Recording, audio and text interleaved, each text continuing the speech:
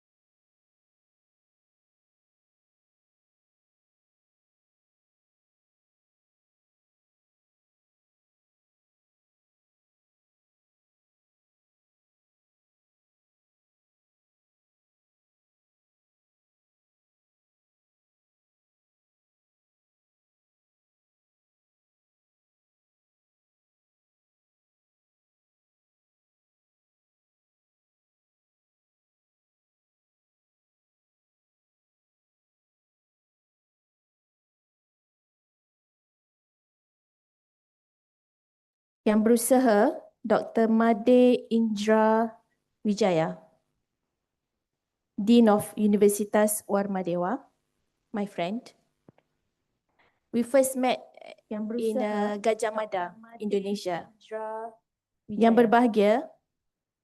berbahagia Profesor Emeritus Datuk Dr. Raymond Azman Ali. We first met in Gajah Mada, Indonesia. Oh, there's an echo of my voice. Yang berbahagia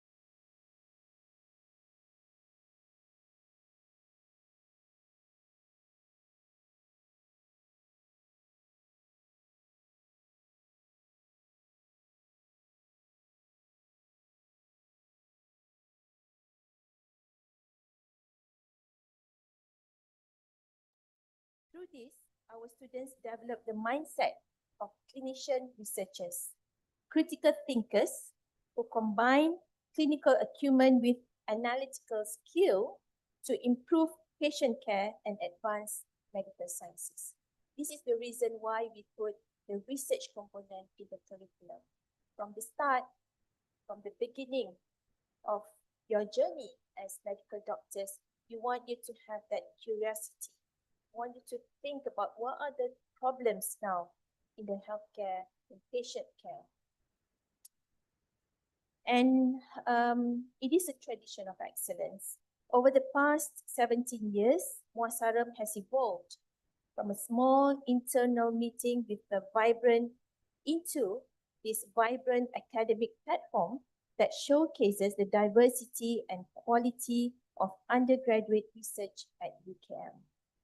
And each year, the students presented span from basic biomedical sciences and research to community health.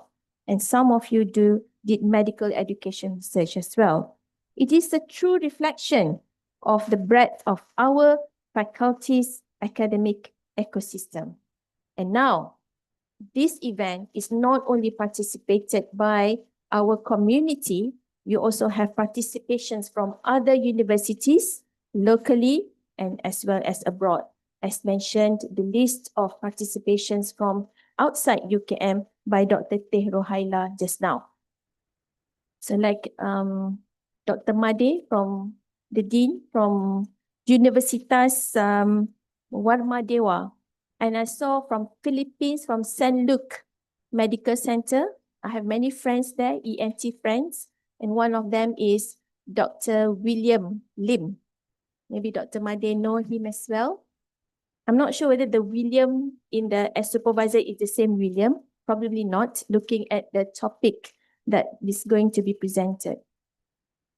And to all students, congratulations on reaching this milestone.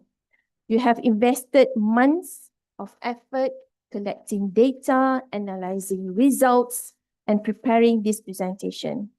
And remember that behind every chart, every graph, every p-value, there's a story of dedication, teamwork, and perseverance. I hope, it's my big hope, that your research does not just remain in this hall presenting your work. It will be translated into publications where other people can read your work. You can publish in high-impact journal. Don't underestimate your SSM work, because we have seen some of the research outputs presented, published in Q1 journal. Myself, I have supervised SSM many years ago, and the work was published in the Q2 journal, in Journal of Voice, and been used as the basic reference for Malaysia research in voice, where we research on the what is the normative value for the maximum phonation time for Asian population in Malaysia. That would be the basic reference for Southeast Asia as well, for the Asian community. And not only that, we research on, does maximum phonation time is affected by the body mass index, whether someone is normal, obese, or morbidly obese. And I also invite you all to send your paper to our own homegrown journal. Dr. Made, we have our homegrown journal, which is Medicine and Health. It is a Q4 WOS-SK journal. So you are all invited to send your work there. And there is some thinking that we only publish the positive results. It's not so. You have the negative results, you still can publish and rebut the findings of the previous researchers where they show the positive results. So all work is publishable. My heartfelt appreciation goes to the Special Study Module Committee, supervisors. I can see many lecturers here. The Professor Shamsul here, Professor Azmawati, Dr. Nadira from ENT, Dr. Faris, finished PhD from Oxford, many lecturers, ketua jabatan, head of departments, yeah. So they have been for their unwavering support and mentorship. Your guidance ensures that this tradition remains a cornerstone of our undergraduate training. To the judges and invited guests, thank you for sharing your time and expertise in nurturing our students' academic growth. So the one who is sleepy probably sleep late last night, finishing the slides, probably. So you can wake up your friend who is sleeping next to you. Moving forward, future doctors, the medical students, all here or online, the future doctors, you will face complex and evolving challenges, emerging diseases, health and equities, and rapidly changing technologies such as artificial intelligence and data-driven medicine. Research literacy is no longer optional. It is essential for modern clinical practice.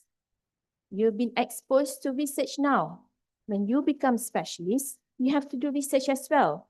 If you do well now, research wouldn't be daunting anymore when you are undergoing your training to be a specialist. So maybe some people thought that research is just in Malaysia to become specialist in clinical master's program. It is not so. When I did my PhD in the UK, I saw my friends who were undergoing training to become specialists. In the span of 7 years, many of them take gap year to do research, to do PhD. Because at the end of their journey, before they become specialists, they want to show in the CV that they have published this number of papers. They have this PhD degree because they want to show that they are kind of doctors who have this inquisitive mind, who can become a specialist, who not just do same old, who keep on thinking, how can we improve the patient care? What is there problems in our healthcare system that we can further improve? So I urge all students to carry forward the spirit of inquiry beyond Muasaram. Continue asking questions, continue exploring, and continue contributing to evidence-based medicine, because that is how we shape the future of healthcare, both in Malaysia and globally. So on that note, it is my honor and pleasure to officiate the 17th Medical Undergraduates Annual Scientific Research Meeting, Muasaram 2025. Thank you to Yang Berbahagia Professor, and Thank kindly you. remain on the stage. Wassalamualaikum.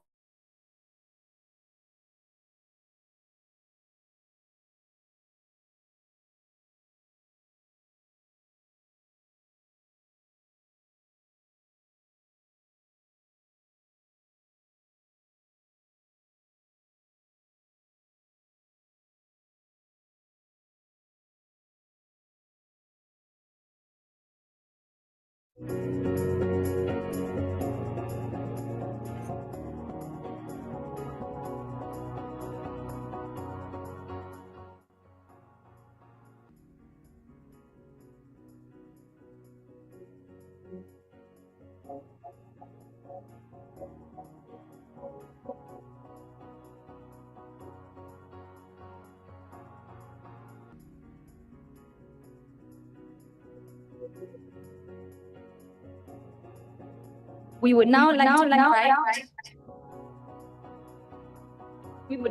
invite Yang Berbahagia Professor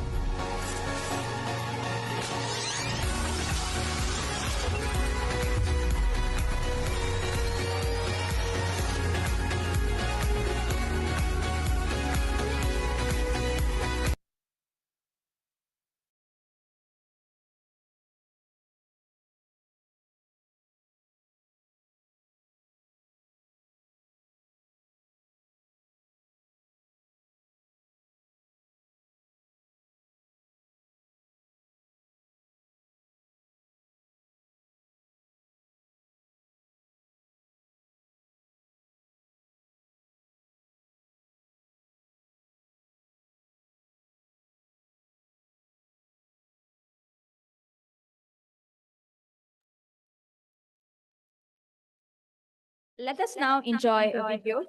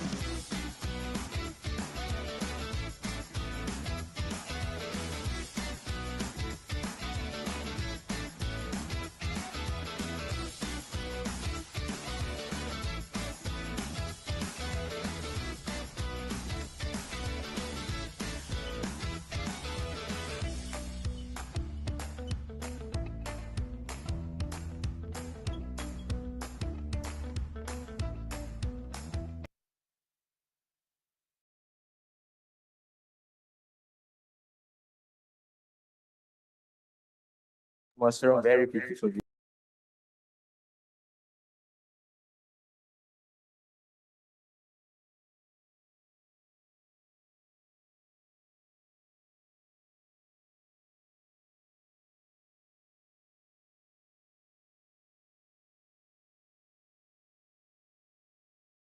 Our morning session featuring a keynote lecture by Yang Berbahagia Professor Emeritus Dato Dr. Raymond Azman bin Ali.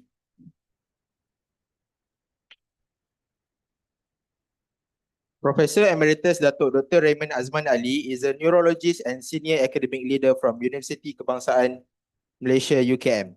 He graduated with an MBBS from Monash University, Australia, and completed a Master of Medicine in Neurology at the National University of Singapore. He further trained in neurology abroad and co-founded Malaysia's first epilepsy surgery program in 1987. At UKM, he served as the Dean of the Faculty of Medicine and Director of HCTM, shaping clinical services and academic training.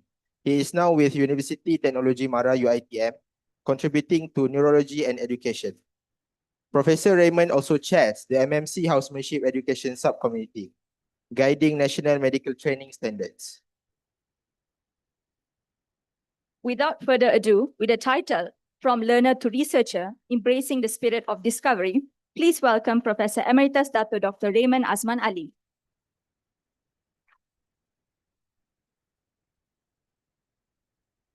Assalamualaikum warahmatullahi wabarakatuh. Salam sejahtera and good morning everyone. Yang berbahagia Profesor Datin Dr. Marina Bataki, Dean Faculty of Medicine UKM, yang berusaha Dr. Indra Wijaya, Dean of Universitas Warmadewa.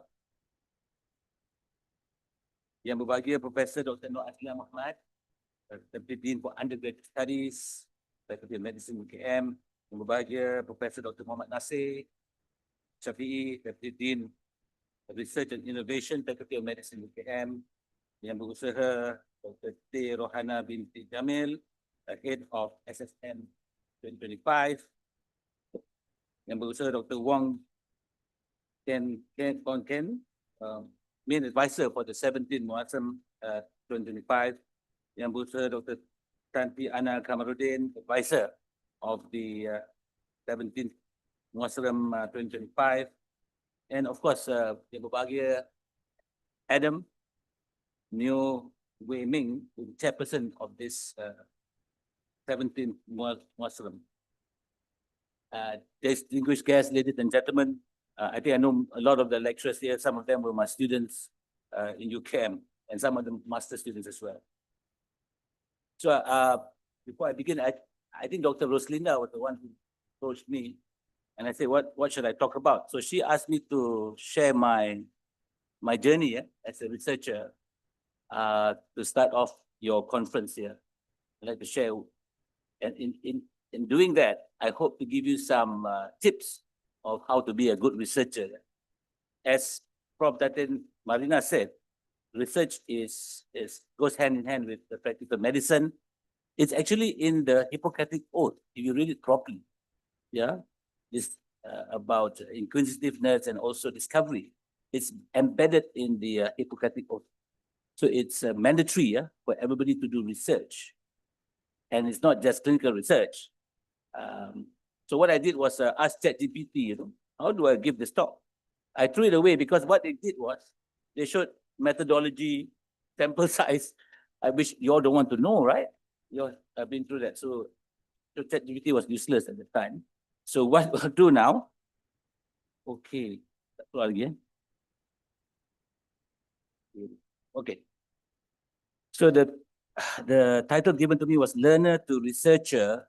I changed it, actually. It was Learner to what you all say, remember now.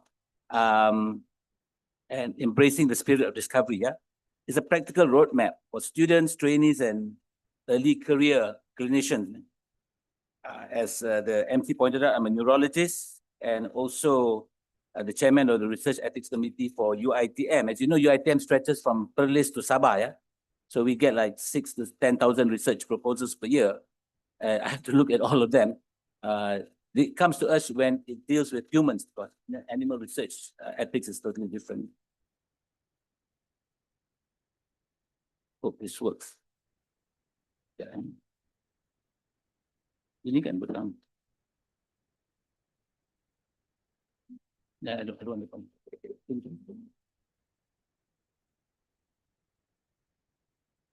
Oh. Oh, slow.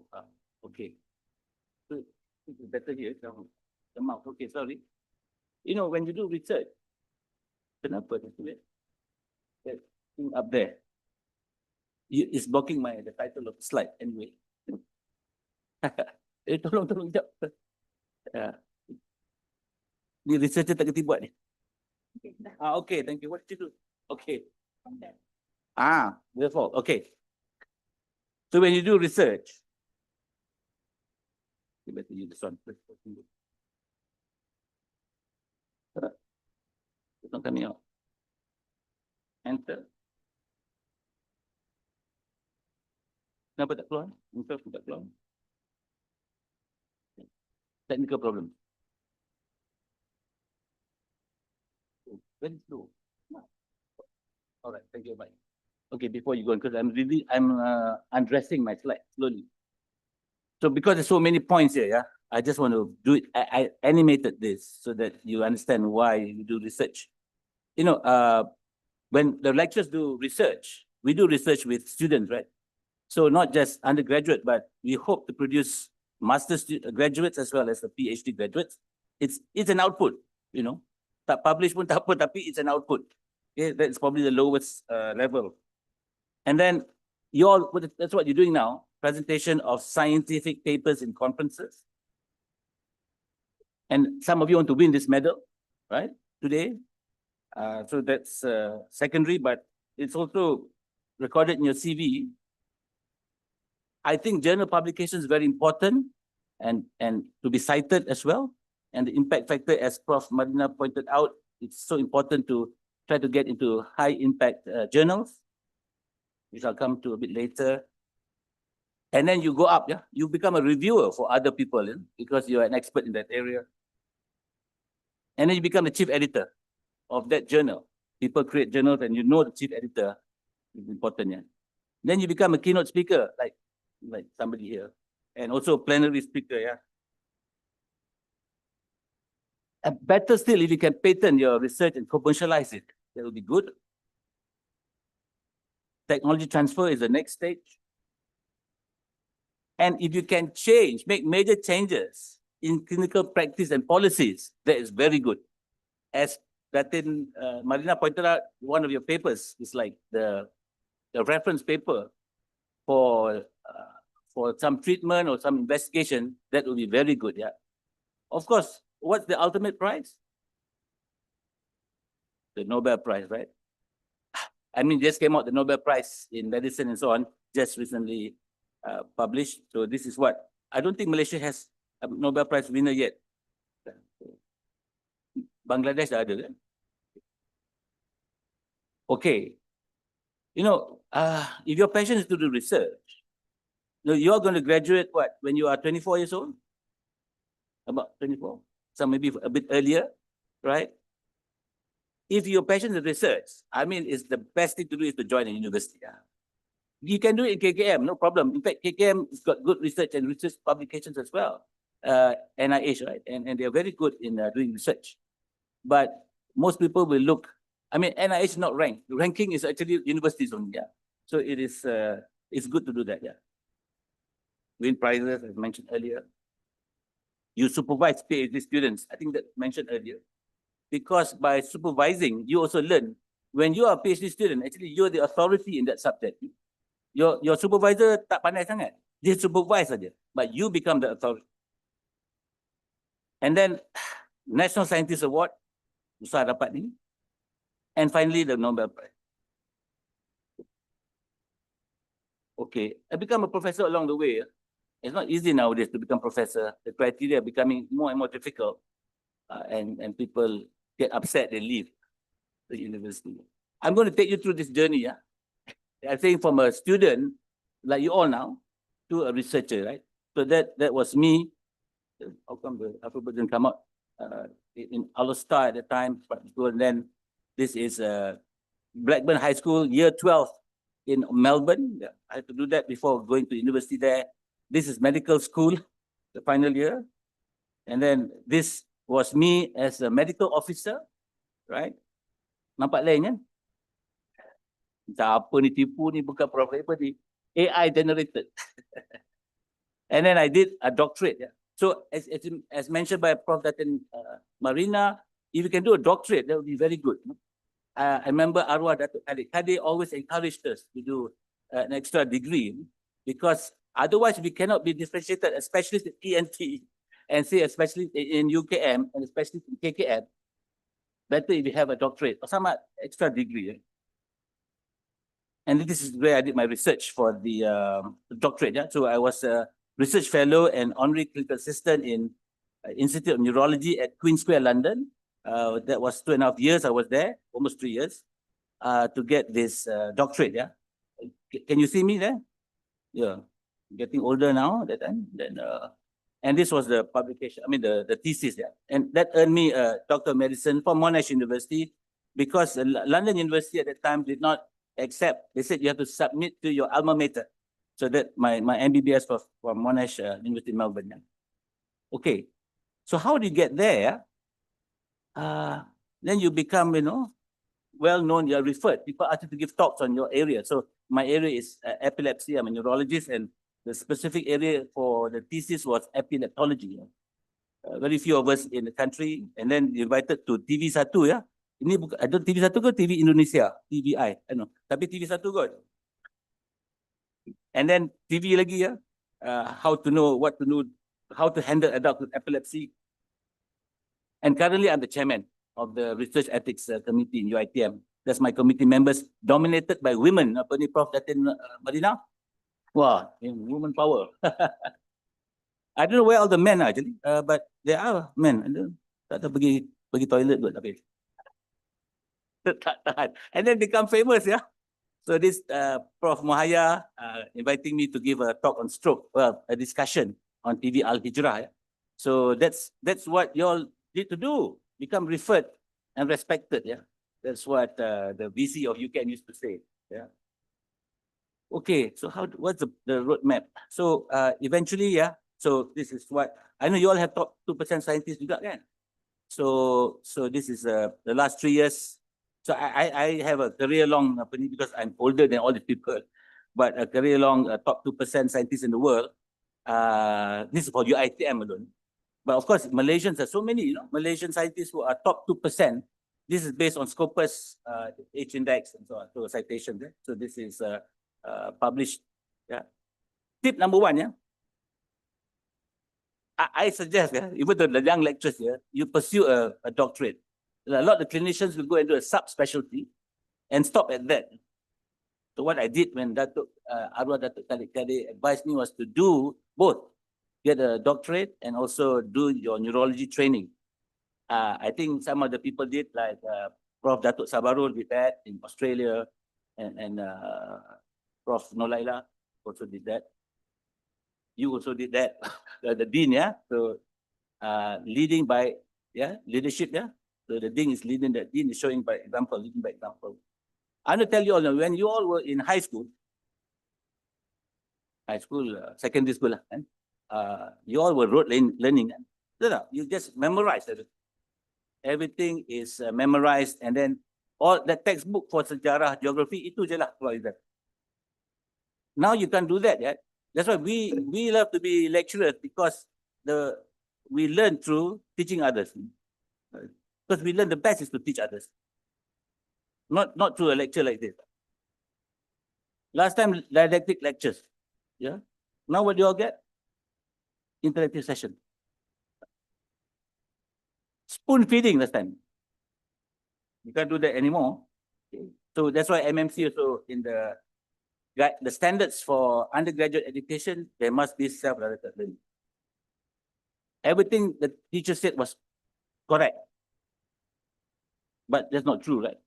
So now you criticize Datin Marina and Dr. Nasir, Prof. Nasir, salah lah, hari tu I baca patah endometriosis, sekarang lain. So you have to question him. Structured program. You realize that last time, in Form 5, you had mathematics, geography, and then rehat. That's what you look forward to, and then so on. Now it's less, right? There's no structured program. As a PhD student, it's 100% supervision. No more timetable. I'm sure that in Marina, and also when I did my doctorate, you can spend the whole day in supermarket. They don't mind as long as you come up with your research output, So that's the PhD. PhD is all about. So when you're alone, this is me, when you're alone, you can start to think and ponder. That's what we did, I think, that in Sama. How do I proceed with this? So the supervisor gives you the task. You go to look up the literature review and so on, and then come up with an idea. And the supervisor expects you to publish out of your brain, your mind. What should I do? And so on. So this is, you need to be alone. Tak boleh macam ni kan? And then you ask the how and why of things in life. Not necessarily a disease. Can be anything. Why? I'll give you some examples. Write research ideas in your iPad. You all semua buat iPad. Your ITM students semua buat iPad. Ya, sama juga. iPad, kan, Samsung Tab and so on. And some of the professors will ask them to not bring to the bedside. Sama tak you all? Ada rule tak? Saya pun, I think it's okay. You can bring it. No problem. This technology. Why prohibit it? Kan? To do that. Example. This is what I was thinking about. Maybe ENT can think about this. Some of these things. Does Quran recitation or religious hymns improve outcome in comatose patients? Okay. Example. Why people doing that? Baca Yasin. No. Why do epileptic patients still drive? Jangan drive, dia drive. Oral abscess ulcers due to H. pylori. I was thinking about that. I don't know anyone has done that. because you know H. pylori, your peptic ulcer was discovered by the Australians and in Perth, and so it's like a discovery. So if you don't ask this question, you won't know, you won't get the answer. And there's this method I think you all have come across. It's called PICO. And so you, if you're doing a clinical research, you know, who are the participants, what is the intervention like, indications for that, and then the control group or comparator, and then look at the outcome and called PICO. I'm not going to do this because this is from ChatGPT, which is not about this talk. Is not about that. Yeah. I'm here to give some motivation or encouragement for you to carry on, as Datin said, to do this beyond Muslim. Yeah. When you houseman, dah start dah thinking about research, you know. Okay, and then there's PICOT, you know, plus the time frame, type of study and setting. I'm not going to go through this in any detail. Number 2, yeah, engage a good mentor, you know, a great mentor. This is arwah Professor Emeritus Datuk Dr. Khalid Kadir. And you all know Dewan Khalid Kadir? Siapa tak tahu lagi? Dewan Khalid Kadir. All of you should know. The students, have they been there? Okay. Yes, macam tak sure. Okay. Right. So actually, so he was wearing his doctorate from Monash though. And I was wearing my also doctorate from Monash, different times, yeah. But he was a great teacher. I think those who were taught by him, Prof. Datin Marina was tempat, and also Prof. Nasir also tempat, kan. Lain sebut. Oh, sempat. Okay, yeah, of course. Yeah. Some are younger tak sempat lah dengan dia because he left, he retired at 56 at that time, 55 I think. And he went to Monash, Malaysia, kan. So, okay. And I think he was not only just a mentor, he was a role model. I copied everything he did. Everything. The way he taught about all the 5 things you have to remember and so on. He was a good teacher. Of course, students pun takut dengan dia lah. Because he was a no nonsense person. And during ward rounds, everybody was so quiet. So he was, but he teaches you, it gets stuck in your brain. It doesn't go away. Betul lah, Prof. Nasir? Memang melekat lah.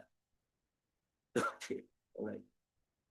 So what I did, no, I followed, you know, if you went to his room that time, when he was dean, the old KL campus in Jalan Raja Muda, he had all these diplomas and certificates displayed on his wall. I said, I want to follow. So if you go to my old office kat sini kan, I pergi paku, so Prof. Azmi Kamadin marah, kenapa bising ni? Paku, all my degrees, trying to emulate what he did. I think all of you should have that role model. And role modeling is one of the ways to learn, according to WHO, yeah, it's how to learn from medicine and so on, is to get a role model. Very important. Global networking, yeah. Ini Bapak, ini dekat Indonesia ni. Yang sebelah kanan tu, yeah. Where was it? I can't remember now. But I was a deputy dean, Prof. Datin Marina. So I think that time was postgraduate, and we're trying to establish.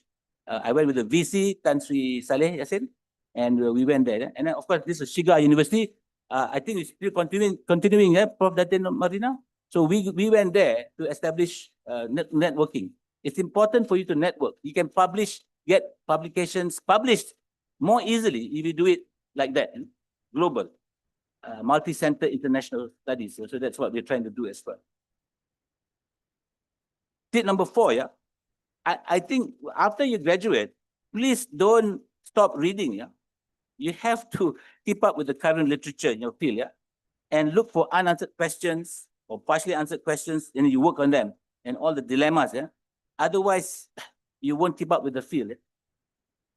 Doctors of tomorrow will not be the same as doctors of day after tomorrow. You heard what they're saying, you know. It keeps changing. Every second, berapa ribu publications are published every second, you know. So it's very important to keep up. I want to spend a bit of time about publish or perish. That's what they say. But I've got a better saying, not publish or perish, you know. We'll come back to that later. You know, there's so many things to do. You ask these doctors, are the patients to see, yeah? I was talking to Dr. Hashim, pediatric emergency physician. Dr. Hashim here tadi. Dia belanja air makan bagi tadi. So he said he's bogged down with patients. HPKK now, so many patients, that right? So many. And then students. Okay. And then kena buat research, nak promotion. And he's also timbalan pengarah. HPKK, is that right? Bukan. But anyway, he's quite senior there. So how to balance, you know? I put like this, that ini tengok greater. My priority, anything in life, patience. Kalau Datin Marina panggil meeting kan dengan you all, Prof, saya ada patient tu buat CPR, takkan nak pergi jumpa dekan kan? Always patience first. Setuju? Second, students though. For us lecturers, you all second. You know? And then research. Kalau tak ada student, tak ada university kan? Wah, tak ada university, tak ada hospital. Betul tak? So, you all are the main stakeholders of this entire program. Okay. And then admin last lah kan. Kalau boleh kan Prof Nasir tak nak jadi administrator kan. Tapi the best people, most rajin kita lantik lah tadi. Yang boleh reliable kan. Orang sama saja kita lantik. Betul kan Prof Marina? It seems to be the same person. I'm sure Adam sama je. All the time Adam. How to get that first manuscript written? Is it ilham? Tiba-tiba datang. Oh, okay, got the idea. How to increase the chances of publication in an index journal? Okay, let's you get burned out. Ni semua gambar burned out. People give up, you know, give up easily. Yeah. So dalam housemanship, MC cakap I'm the chairman of the housemanship MMC housemanship subcommittee. Bukan, I'm not chairman. Prof Zaleha is the chairman. Your previous dean here. I mean, I was previous dean also. I was the 5th dean here. Sorry, the 10th dean and the 5th pengarah of this hospital. Prof Zaleha was after me. I think, yeah, okay. So she is the chairman. Yeah? You're going to be future house officers. We discussed that you all are at risk of burnout, correct? So actually, we call all the stakeholders. We just had a workshop in Putrajaya about 2 weeks ago, Prof Marina. We discussed, you know, how to prevent this burnout. So we have got recommendations that we're going to put forward to this MEC of MMC, yeah, the Medical Education Committee. We are under that committee, MEC, Medical Education Committee. Yeah, you know about this, you know, the pathway, and eventually it will trickle down and affect all of you in the future. You know, like how many hours you should work in a day, and the rotations. Not too many housemen in the department, not too few. They can distribute equally, right? So these things are discussed. So why publish? Yeah? A lot of us actually are driven by promotion. Kalau tak publish, tak dapat promotion. I think that might be number one, you know. The problem with universities, an issue with universities, is that the title professor is tagged or pegged to the to your publication research title professor and so on. Gaji macam ni mesti professor. Gaji macam ni associate professor. KKM tak ada macam tu. Kan? But they have to do research too. But it's not like that. So it's becoming important for us to publish. But it's good also because otherwise it won't motivate you to publish. Yeah? Improving knowledge of a subject is secondary. I think the preclinical, you know, like maybe this is very important for them. They will do that to find out what's the basis of the disease and so on. Establishing professional contact, yeah, disseminating knowledge, of course, and obtaining future research funding. If you haven't not published the previous one, probably susah sikit lah. And requirement for students to get their PhD now in most universities. In UKM, 2 papers. ISI ke Scopus? At least Scopus. So you have to get that. Last time tak ada kan? So you must publish to get a PhD. Right? I think, Prof. Marina, you publish how many for your doctorate? About. Macam itulah. Datuk Khalid Kadir, 17 from PhD. I got 7. But, you know, you cannot beat him. He was the dean, he was pengarah, and he could publish like over 500 papers that time. You know, so this is what a good role model should be, right? Okay, publishing in high impact factor journals, yeah. Non-lab, I must tell you, non-lab based research and audits actually can lead to very high impact publication. Yeah? So good research doesn't have to be expensive. You can see so many publications Tak ada duit pun boleh buat je.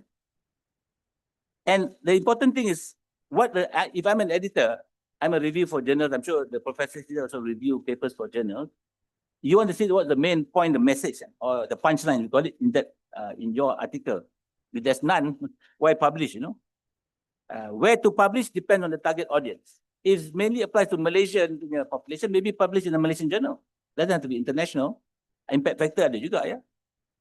I heard that medicine and health now has impact factor and is under ISI, ISI, so that's good.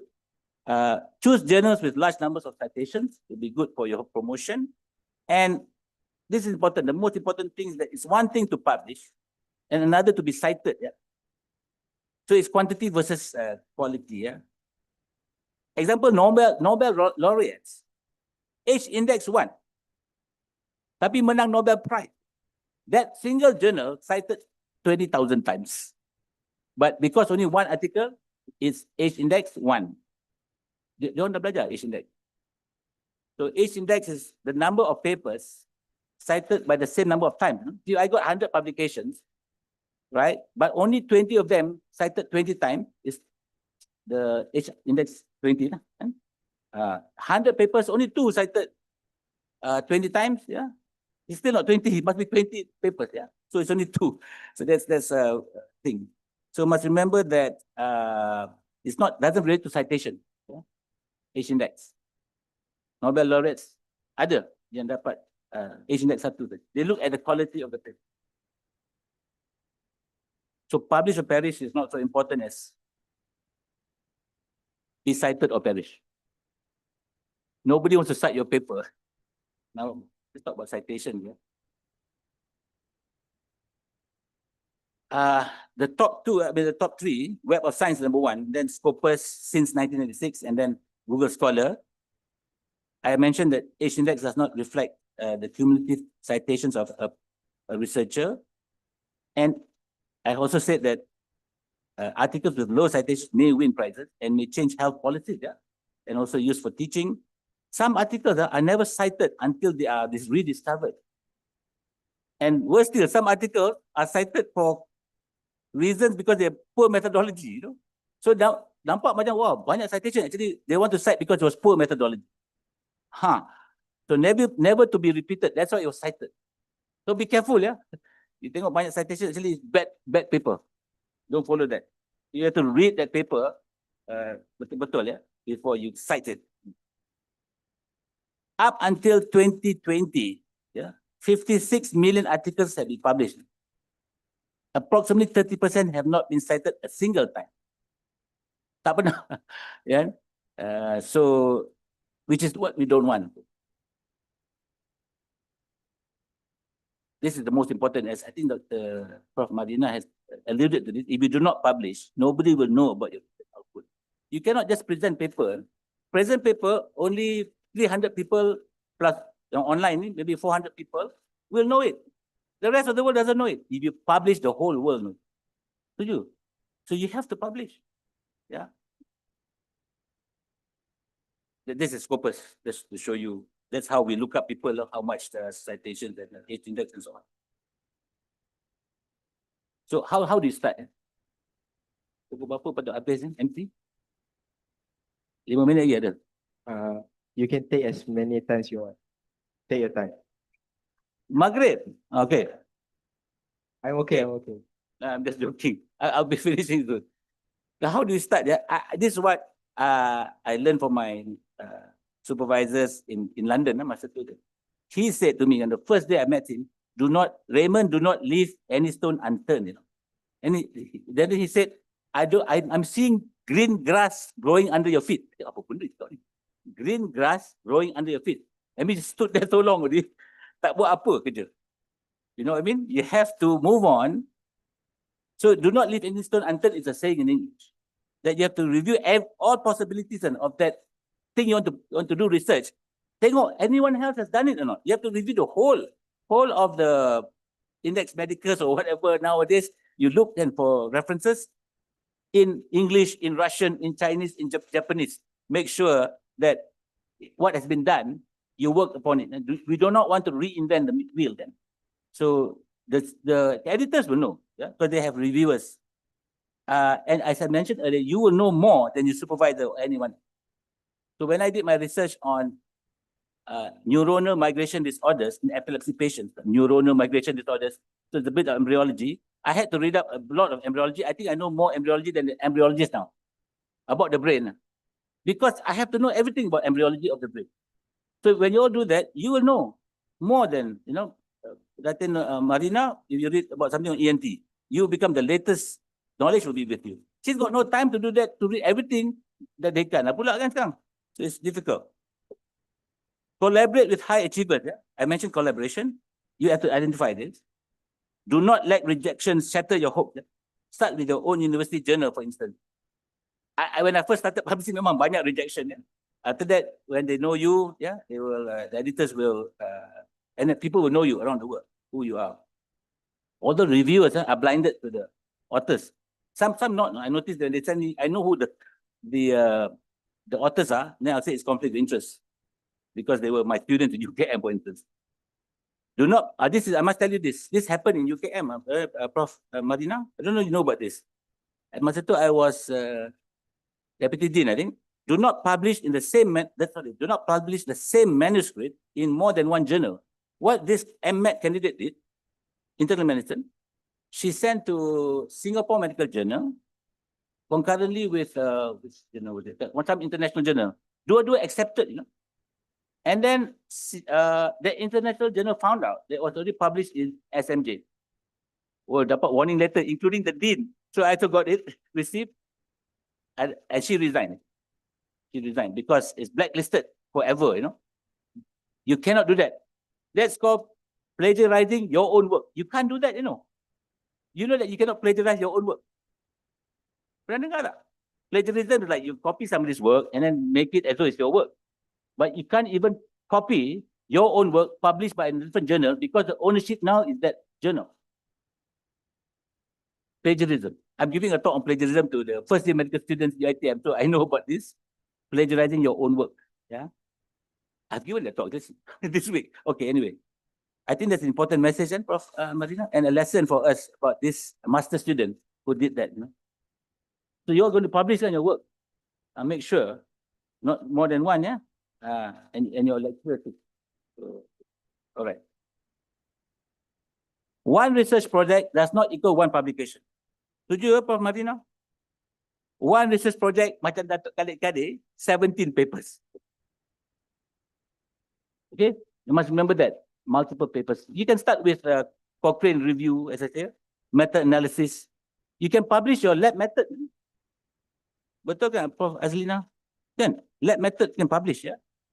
And imaging findings, psychological aspects of some disease, yeah?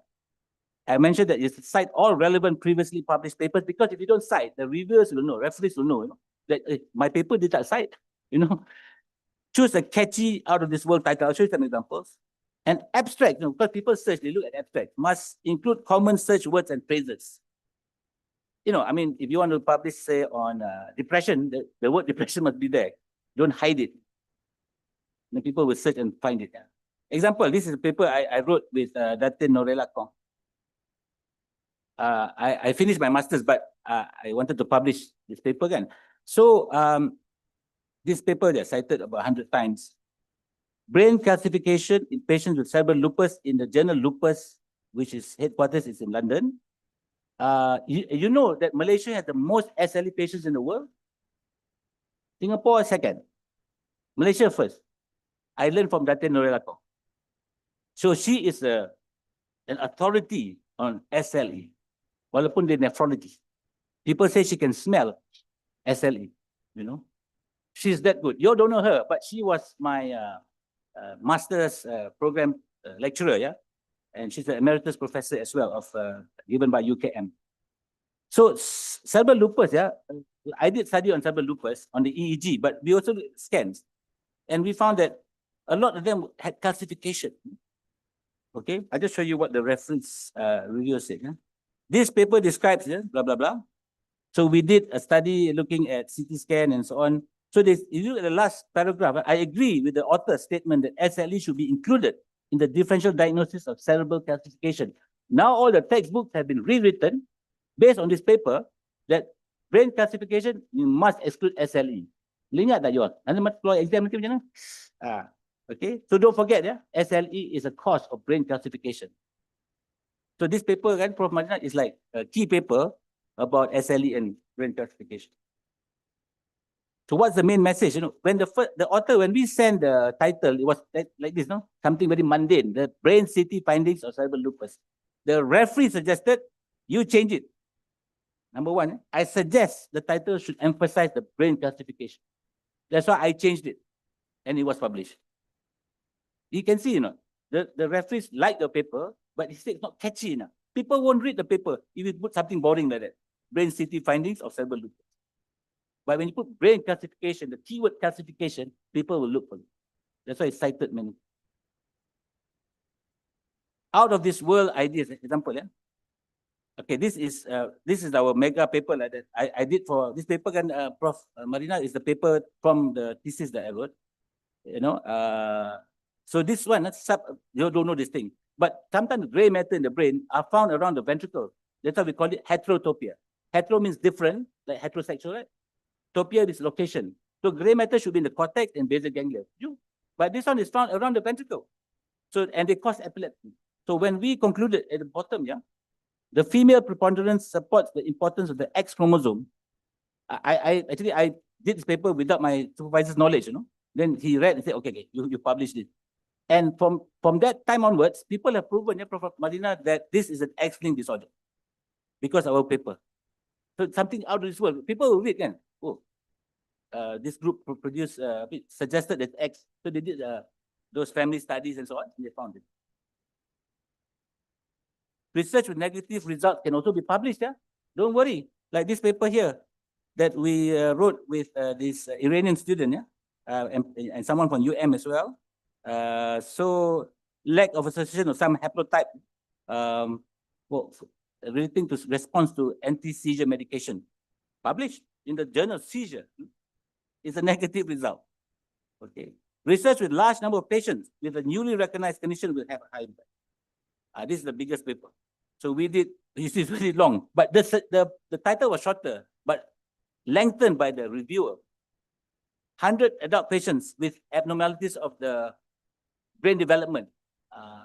Those anatomy lecturers might know about this, how you form all this cortical dysplasia and so on.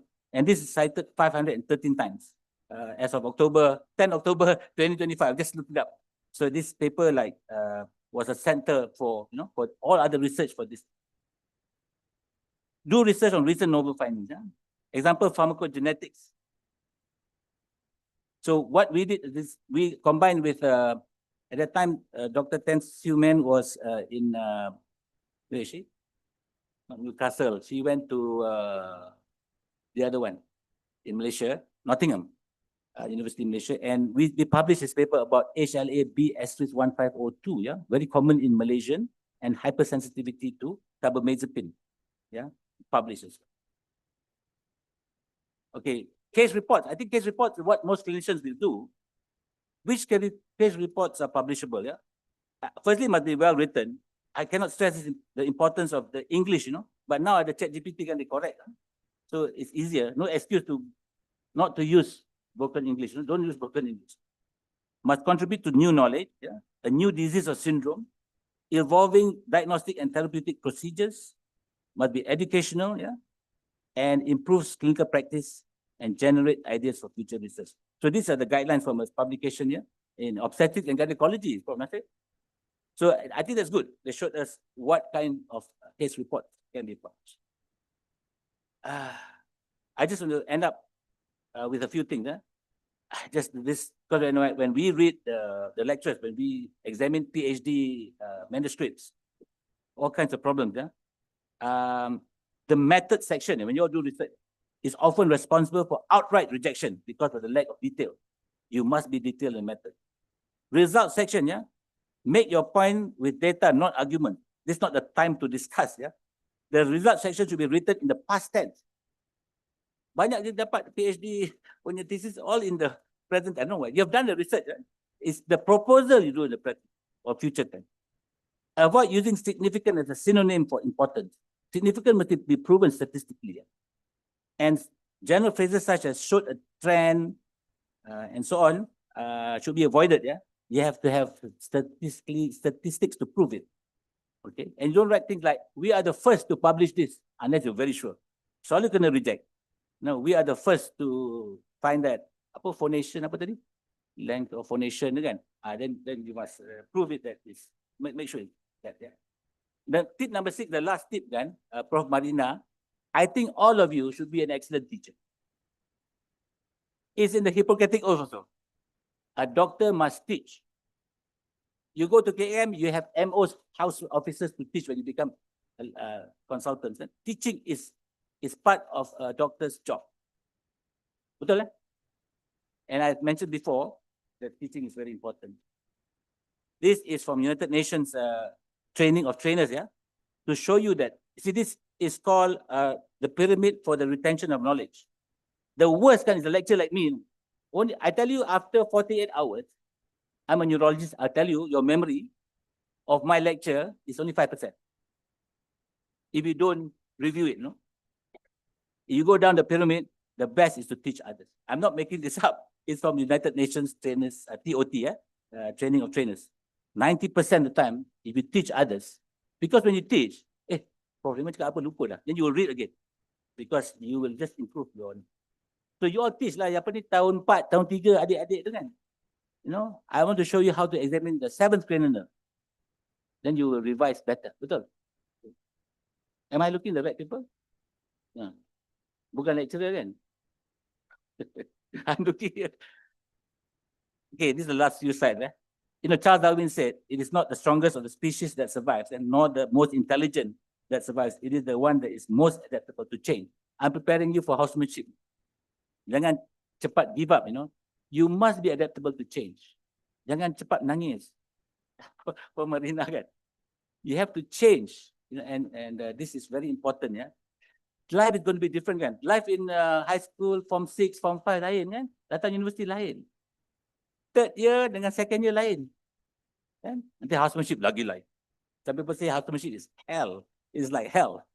But you have to adapt. Some people enjoy housemanship. You know, I want to repeat housemanship. Kalau boleh nak 3 tahun. See, most people tak suka. Yeah. But some people enjoy it. Okay. Tapi there was another famous person. Kalau ada change, kita boleh pilih sama ada untuk kan, complain atau adapt. Betul tak? Ni harga petrol naik, complain. Kan, harga beras naik, complain. Kita kena adapt. Right? Mesti ada reason kan that the authorities do that. Kan? Semua nak baik kan? Okay, so I'm sure there's no dean or pengarah yang nak jadi jahat. Macam ada seorang tu lah dekat negara tu yang bom sini, bom sana dengan. Change is the only constant in life. Dia pelik sikit. Change is the only constant in life. You must keep changing. It's constant kan? So that's very important to do. Last slide. Keep the spirit of discovery. I must thank Ying Yi. Where's Ying Yi? Ying Yi. She's the one who's been in contact with me. Ying Yi, man? Where is she? Oh, there. Okay, thank you. Because she's asking how to give this talk and so on. So she wanted the spirit of discovery is still there again. So curiosity, integrity, and persistence. I didn't talk about integrity, which is another lecture kan, Prof Marina. Students must ada integrity. Doctors must have integrity. Please don't lose that integrity. Kan? Integrity is Malaysian government pun emphasize kan. Cannot stress enough. And doctors is the most important kan. Jual MC, you know, things like that. Oh, it's very bad, yeah. Start now, yeah. Start small, what you're doing now. Share openly, learn loudly. Have you heard of this? You know, that's why you have to publish, yeah, and present papers. Pay it forward. So what you think now, what you are taught now, you go and teach other people. That's pay it forward. Yeah? Mentor the next learner. Thank you for your attention.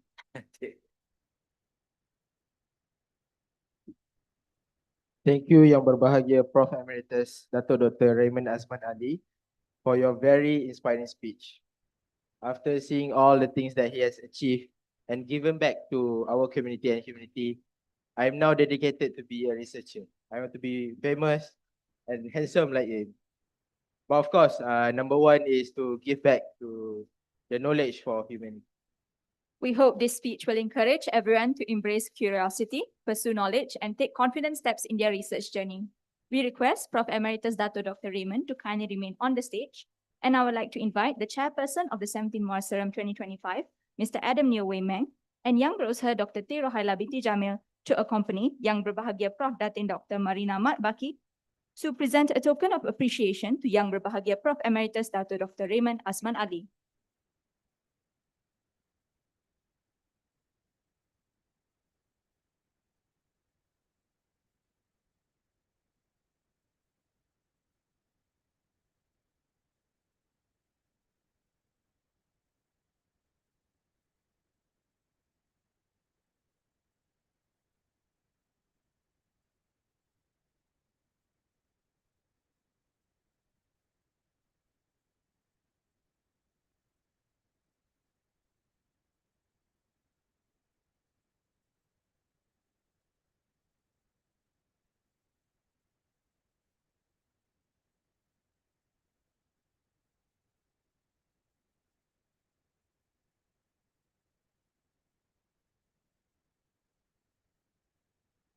We now kindly invite the guest of honor to step down from the stage and be seated.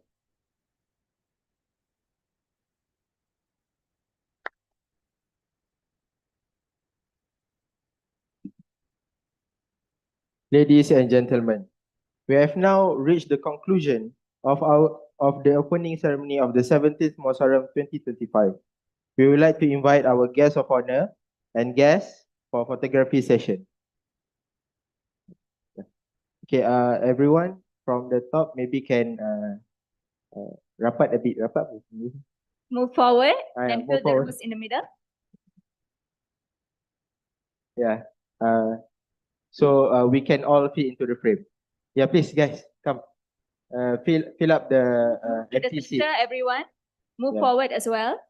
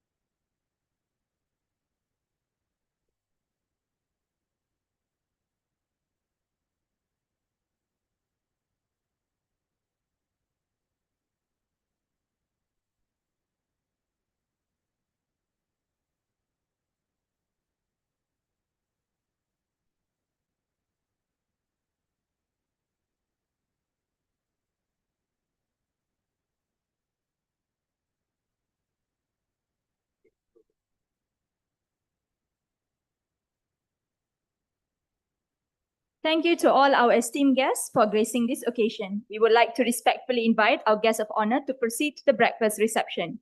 Ladies and gentlemen, please join me in expressing our heartfelt gratitude once again with a warm round of applause as we bid them farewell.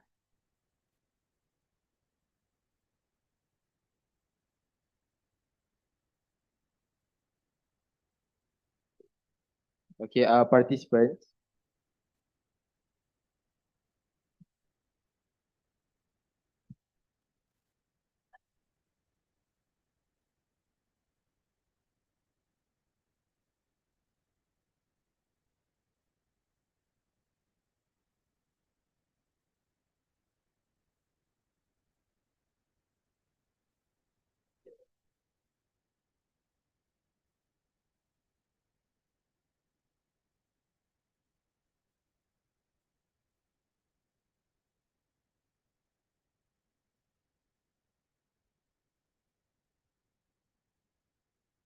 Okay, participant, please kindly remain after this session for a briefing on your e-poster and oral presentation session. Okay. Okay, one last time, please give them a round of applause.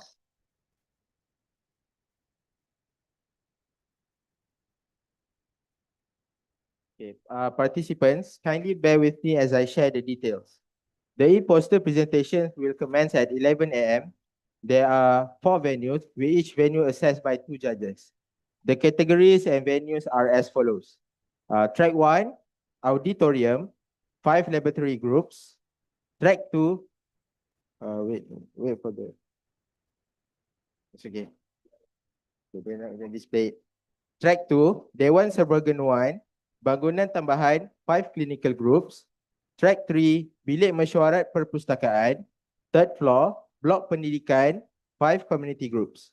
And lastly, for track 4, bilik telesidang, second floor, blok pendidikan for all external presenters. All participants are kindly requested to be present at their respective venues before 11 a.m.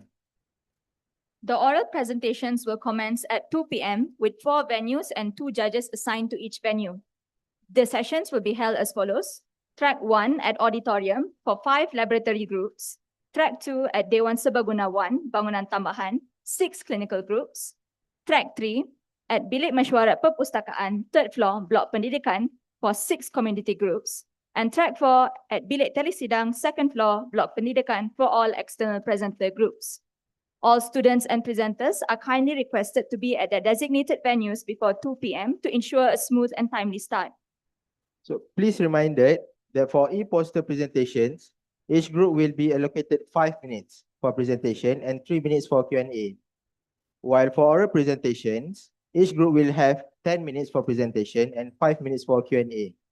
Every group is expected to strictly adhere to the time allocation and only 1 presenter per group is allowed. Any groups that fail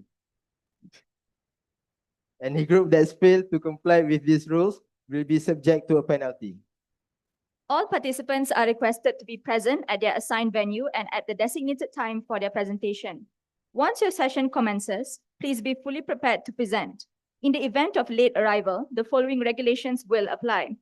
For e-poster presentations, the committee will allow a grace period of 5 minutes, corresponding to the allotted presentation time.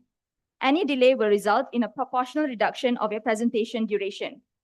For oral presentations, the committee will allow a grace period of 10 minutes, corresponding to the allotted presentation time. Similarly, late arrivals will incur a reduction in presentation time. Groups that fail to arrive within the prescribed grace period will, regrettably, be considered to have forfeited their presentation and will not be permitted to present. Please be reminded that external participants joining online are required to access the second Zoom link at 10:45 a.m. for your presentation. The link will be provided in your emails and also in the Zoom chat box. We kindly invite students and judges who are not involved in the e-poster presentation this morning to proceed for lunch early to ensure that you are able to join the oral presentation sessions on time.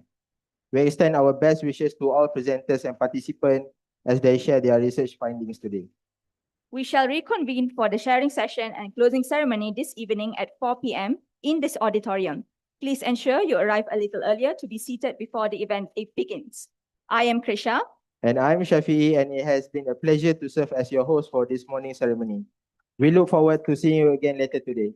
Assalamualaikum. And thank you.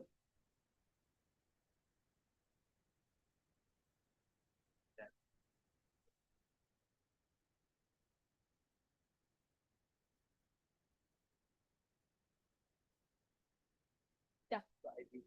Yes, correct. Correct. Okay. Shafi'i. Yeah. Jangan betapa banyak cikgu tadi. Tapi betul lah, kita the one who survive long, sebab kita pandai adapt. Kita pandai ada. Tak bila kita ada tu cikgu.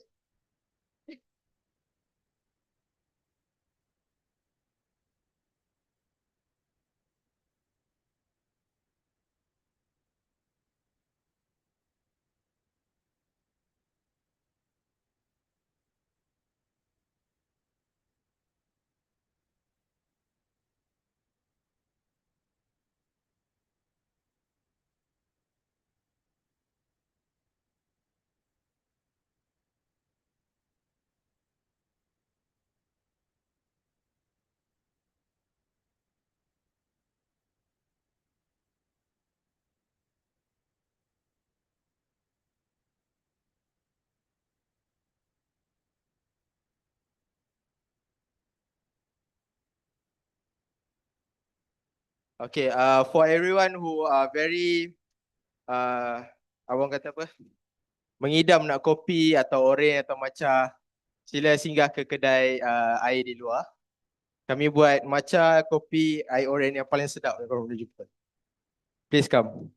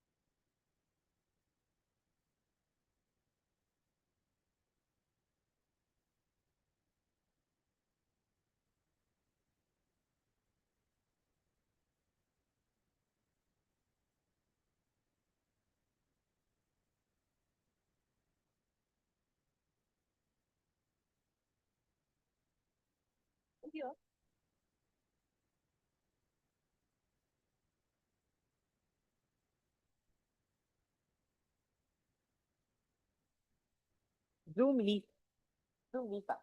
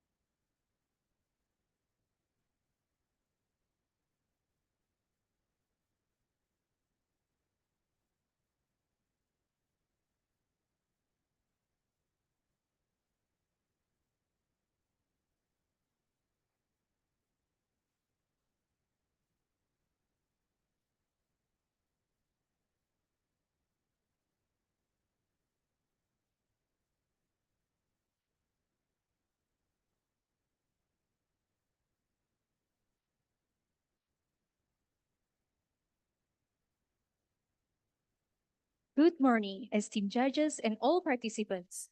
Welcome to the e-poster presentation session of the 17th Medical Undergraduates Annual Scientific Research Meeting, Muazram 2025. My name is Chris Elda, and I'll be your moderator for this session. Before we begin, let me briefly explain the session format and timing.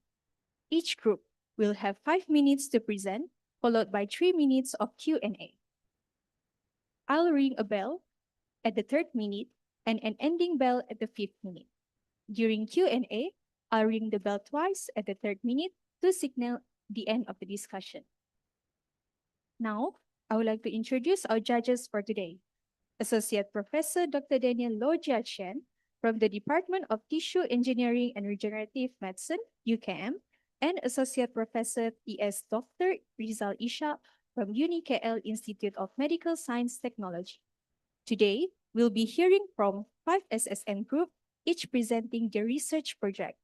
Please note that only one presenter is allowed per team. Groups that exceed the time limit or have more than one presenter will receive a penalty.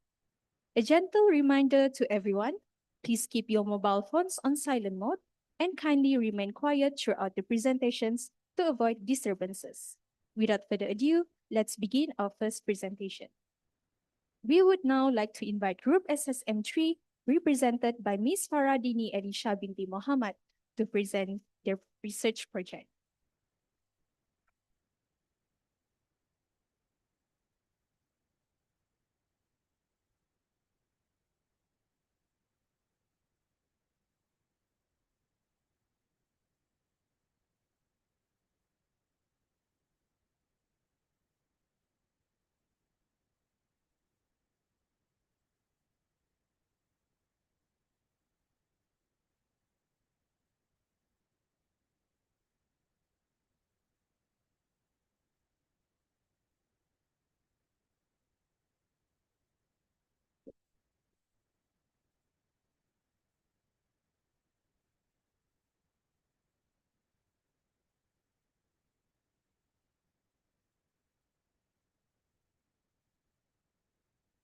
Assalamualaikum and a very good morning to our honorable doctors and fellow friends. My name is Faradini and I'm representative from Group 3. Today, I will be presenting our research titled The Effect of Trihalulose and Dehydrated Heterotigona itamahani on Adipogenic Differentiation of Human Adipose-Derived Stem Cell. In Malaysia, rapid urbanization, sedentary lifestyle, and changing dietary habit can increase the prevalence of obesity. According to the World Obesity Atlas 2023, it's projected that by the year of 2035, about 41% of Malaysians adults will obese. This obesity not only affects the public health, but it can create a significant burden in our economy. Because of the changes in the fat tissues that can lead to the insulin resistant and metabolic problems. With these challenges, stingless bee honey, especially Heterotigona itama, contain a special sugar which is trihalulose that have a natural preventions for obesity. Studies have shown that stingless bee honeys can reduce the lipid profile and improve the body mass index and modulate metabolic pathway in obese model. With this in mind, our study focused on to evaluate proliferative effect of commercial versus self-prepared media from human adipose stem cells. Second, to determine the inhibitory potentials of trihalulose and dehydrated itamahani on adipocyte differentiation from human adipose stem cell. To achieve this objective, we carry out the study into 2 phases. The first phase, the human adipose stem cells were thawed and expanded to passage 22, and the cells were cultured into commercial medium and self-prepared medium for 15 days. For the self-prepared medium, the cell were first treated with adipocyte induction medium for 48 hours, then replaced with the adipocyte differentiation medium for the remaining period. On the day 15, the cell will fix and stain with oil red ore to observe lipid droplet formations under the inverted microscope. After confirming that the self-prepared medium produced better adipocyte differentiation, this medium was used in phase 2. In phase 2, 10-fold serial dilutions of trehalulose and dehydrated ethyl honey were prepared and added to the culture every 3 days until day 15. At the end of the period, the cells will analyze their cell viability using MTT assay. Based on the results, in phase 1, on day 15, both media show rounded cells with visible lipid droplets, showing that the adipogenic differentiation had occurred. However, the main difference was in the amount of lipid formed. The cells in the self-prepared medium had a larger and denser lipid vacuole, which stained more strongly with oil red O, indicating higher lipid content. Meanwhile, cells in the commercial medium show weaker staining, suggesting smaller or less mature lipid droplets. In phase 2, the dose-response curve shows that the cell viability decreased as the concentration of both treatments increased. For the trehalulose, the cell viability decreased to around 80% between 0.05 to 0.5 milligrams per milliliter. You can see the similar trend has shown in the itama honey, which the cell viability falling into 80% at 0.1 to 1 milligram per milliliter. This finding suggests that higher dose may have potential inhibitory effect on adipocyte differentiation. From this result, we can conclude that the self-prepared medium promotes stronger lipid accumulation compared to commercial medium, confirming its ability to support complete adipocyte maturation. According to the Masniza et al. 2024, in this study suggests that higher dose of trigona honey between 3 to 6 milligram per milliliter has reduced the cell viability. Therefore, our concentration may have been too low to show a significant inhibitory effect. Of course, there are few limitations to note.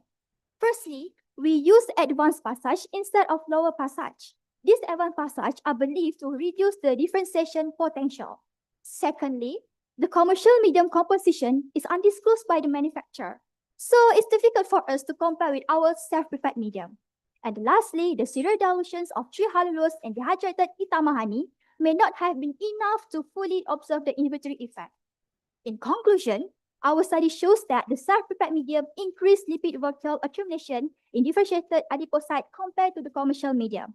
Trehalulose and dehydrated ethyl honey require higher concentrations of serial dilution to exhibit potential inhibitory effect on adipocyte differentiation. Therefore, further study is required to validate the inhibitory properties of trehalulose and diptrotigona ethyl honey. That's all from us. Thank you. Thank you, Ms. Farah. We'll now move on to the Q&A session. Judges, you may begin.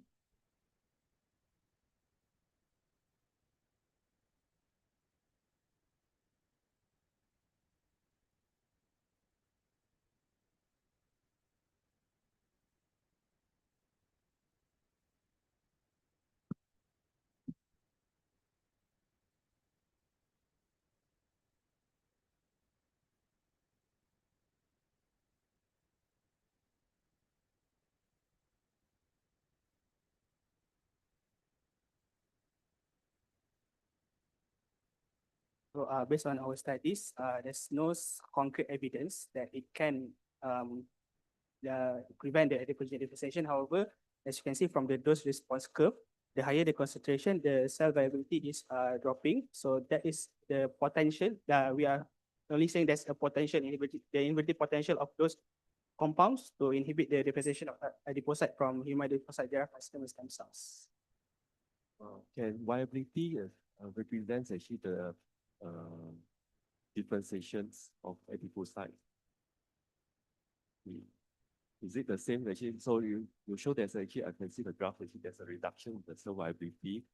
Okay, especially at higher concentrations, but it doesn't indicate that actually the cells are differentiate into the adipocytes actually. So do you do any staining like the old actually to study at different actually the concentrations of trehalulose and also the stainless steel honey, whether actually there is reduction in the lipid droplets?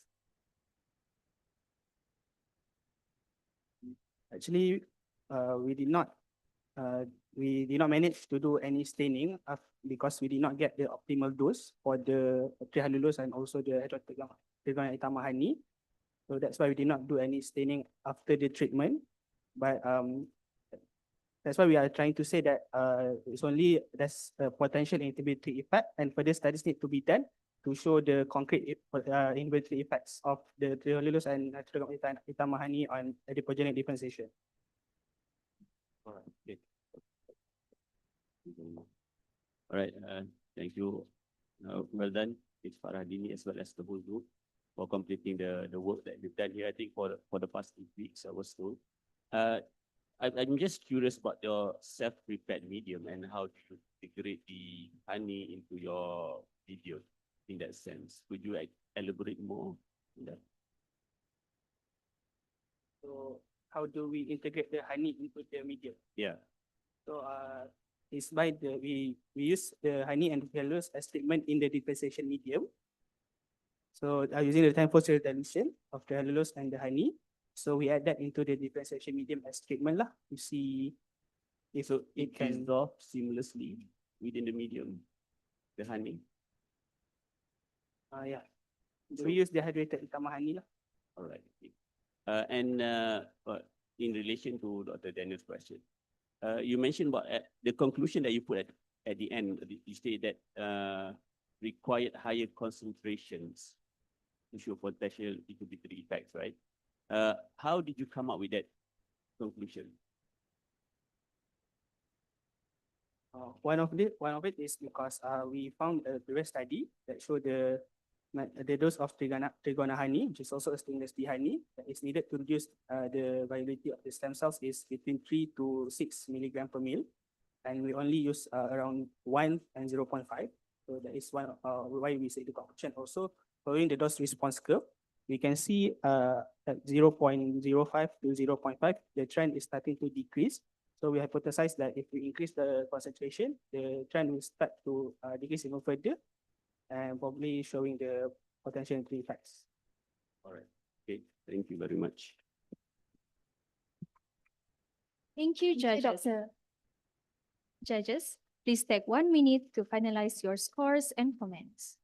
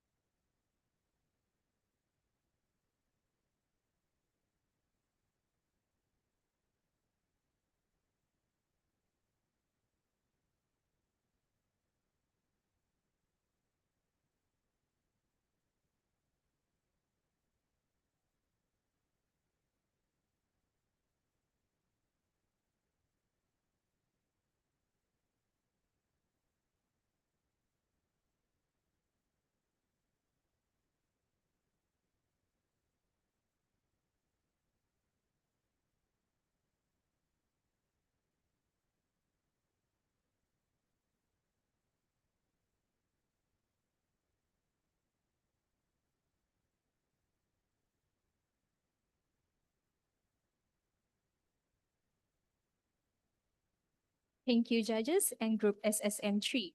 We'll now proceed to the next group.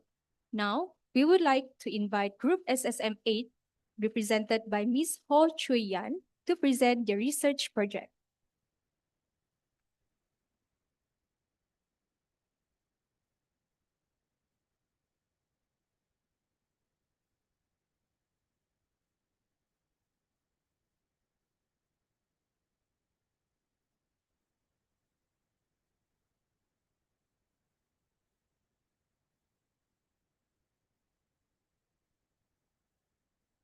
So good morning to Professor, doctors, and my fellow friends. I'm Ho Chui Yan from Group 8 under Department of Pharmacology. So today I'll be sharing our project title, Identification of the Liver Proteins in Mice Treated with Tocotrienol. Okay, so let's start with a bit with the background first. So vitamin E is a lipid-soluble antioxidant that protects our cells from the oxidative damage. So this comes in two forms, the tocotrienols and tocopherols. So for the tocotrienols, it has an unsaturated tail, which make it a stronger antioxidant. So palm oil is widely available in Asia and is actually rich in vitamin E. So for palm oil, it contains a tocotrienol-rich fraction, the TRF, which contain the different isomers, the alpha, gamma, and the delta tocotrienols, with a small amount of the alpha tocopherol. So for tocotrienols, it's actually well known for its anti-cancer, antioxidant, and the cholesterol-lowering effect. However, the effect of the TRF on the liver protein expression is not well known. So for our research question, how does the TRF will affect the liver protein expression? Okay, so in our study, we aims to compare the liver protein changes after the TRF treatment, and we want to identify the enriched gene ontology processes and the signaling pathway. And we want to map the protein-protein interaction networks to understand the further biological network. So in our methodology, we use a 12 male ICR white mice and randomly divided them into a control and a treatment group with a TRF 500 milligram per kg and mixed in a corn oil. So the mice were treated for 14 days and then sacrificed on a day 15 and with their liver get extracted. So we later identified the protein using a label-free mass spectrometry. Then we run the bioinformatic analysis using the shiny gold and string by giving the protein a functional annotation, and then we link the protein together. And we run the statistic using a SPSS, and we further validate the protein from the mass spectrometry using a Western blotting. So for our results, we got 80 differentially expressed proteins, with 46 of them are upregulated and 34 downregulated, and all of them are the significant proteins with the p-value less than 0.05. So for our gene ontology processes, it reveals that the top biological processes that were most affected were the small molecule metabolism, the carboxylic acid, and the also acid metabolism. So this implies that the tocotrienol-rich fraction, it actually enhanced the energy production, the fat utilization, and also reduced the lipid accumulation in our liver. So for the cellular component, most affected proteins were found localized in the intermediate filament, mitochondria, and the keratin filaments. So it shows that the TRF will improve the energy regulation in the liver cells, and it gives the cell more stable. So for the molecular function, the most enriched pathway was the oxidoreductase activity. So where the involved enzyme gives the antioxidant protection by balancing the redox states in the cell. So after giving the protein a function, we want to link them. So one protein represents one node and then it linked together with the edge. So for the top three cluster, we have the amino acid catabolism, the chemical carcinogenesis and detoxification, and the fatty acid beta oxidation. So this shows that the TRF will influence the metabolism, the detoxification, and the protective stress response in our liver. So what do these findings mean? So it shows that the TRF 500 milligram per kg clearly modulates our hepatic proteins in the oxidative stress response, the energy metabolism, and your structural maintenance. So one of the upregulated protein was the glutathione S transferase mu, the GSTM, which is a key enzyme play in the phase 2 detoxification enzyme. So how it works, it will conjugate the glutathione to the toxic metabolites, making them into a non-so-toxic form to be excreted out from our body. And then this is a major protection for our liver cancer.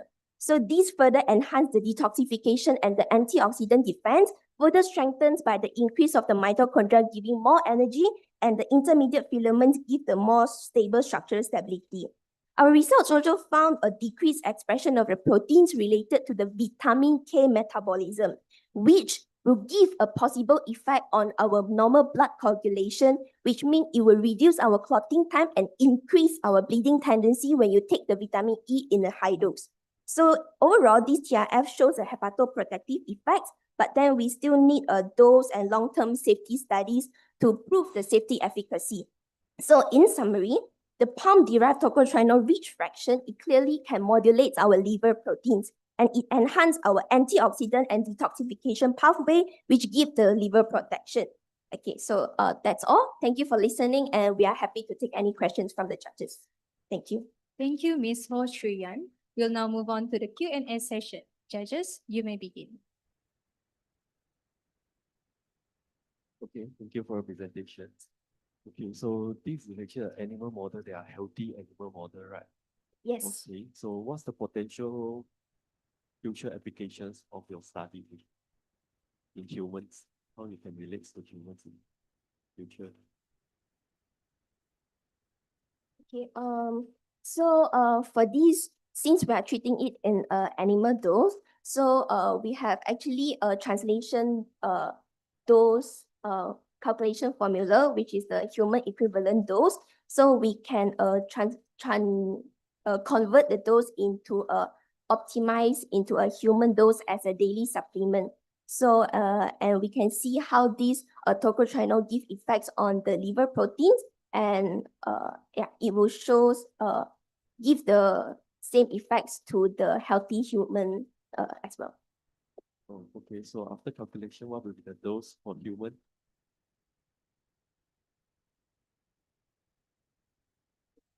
So from our calculation using the human equivalent dose, using the mouse 3/37, by using the 500, we calculate around 1.4 gram per day for human. Okay. So currently I think the TRF, this is the tocotrienol, TRF actually already sell as a supplements, right? Normally, what are the recommendation dosage?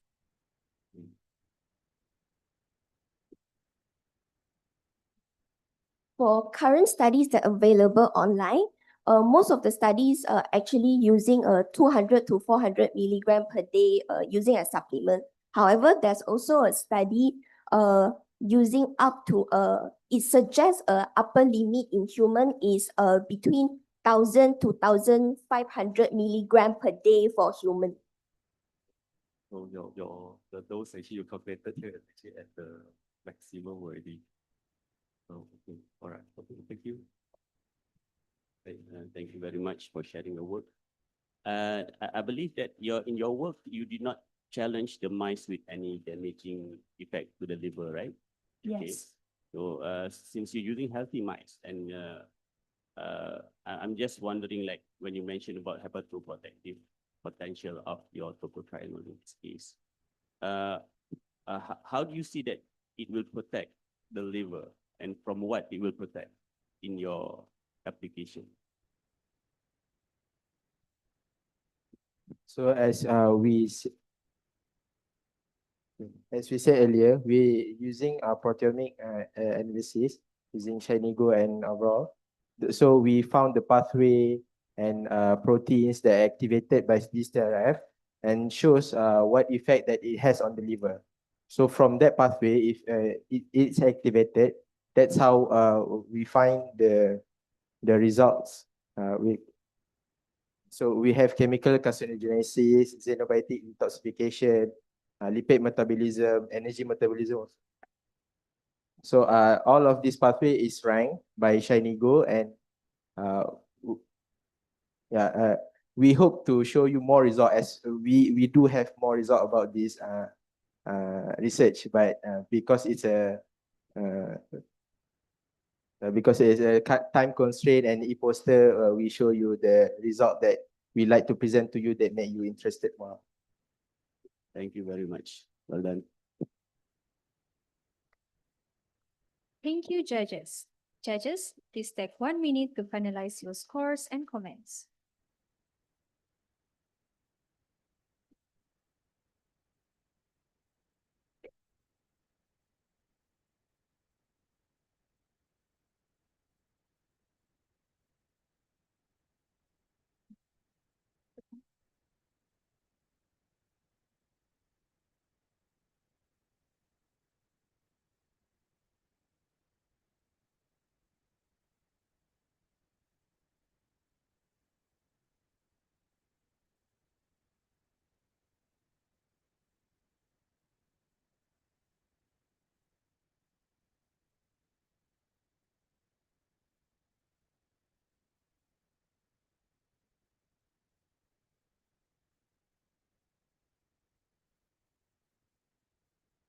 Yes.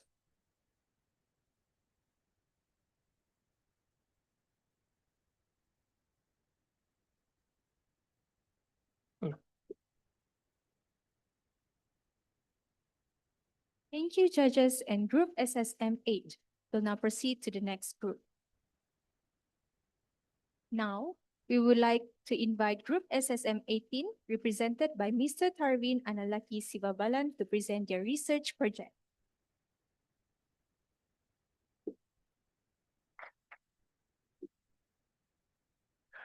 All right, so good morning, everyone. My name is Tarvin son of Siobalan, and I will be presenting our study titled Assessment of Anti-Hepatitis B core Antibodies, the reactive, clinical significance, and also the detection of occult hepatitis B infection in a teaching hospital. So before that, HBV, or we known as hepatitis B virus, is a significant public health concern in Malaysia, and it has been classified as country's intermediate endemicity. Although vaccination program had actually reduced this infection rate, there's still OBI, or we can say it as occult hepatitis B infection, that had been an under-recognized problem. So, what is OBI? So, OBI is actually when patients have this replication-competent HBV DNA in their liver, and it's negative for HBs antigen. So, this OBI can actually be detected by using anti-HBC as a key marker to identify this kind of hidden infection and also to, in particularly to the high-risk group patients. So let's move on to our objective. So our objective of the study is to determine the occurrence of anti-hepatitis B core antibodies among patients in Hospital Counsellor Tunku Mukris as a teaching hospital and also to assess the clinical significance. We specifically aim to determine and to identify the patients of reactive anti-HBC and also the isolated anti-HBC from the period of January 2022 to April 2025. And also we like to evaluate the clinical characteristic and also not forgetting the comorbids such as liver cirrhosis, immune suppression, and so on. We also like to assess the implication and also the outcomes of isolated anti-HBC and OBI, and also not forgetting our HBV reactivation. So moving on to our methodology. So this study is actually a cross-sectional retrospective study design where where we actually take this in serological unit and molecular biology unit of HCTM, and where we actually take a serological test using Abbott LNT-I system, and the DNA quantitation was using a Roche Cobas 5800 system.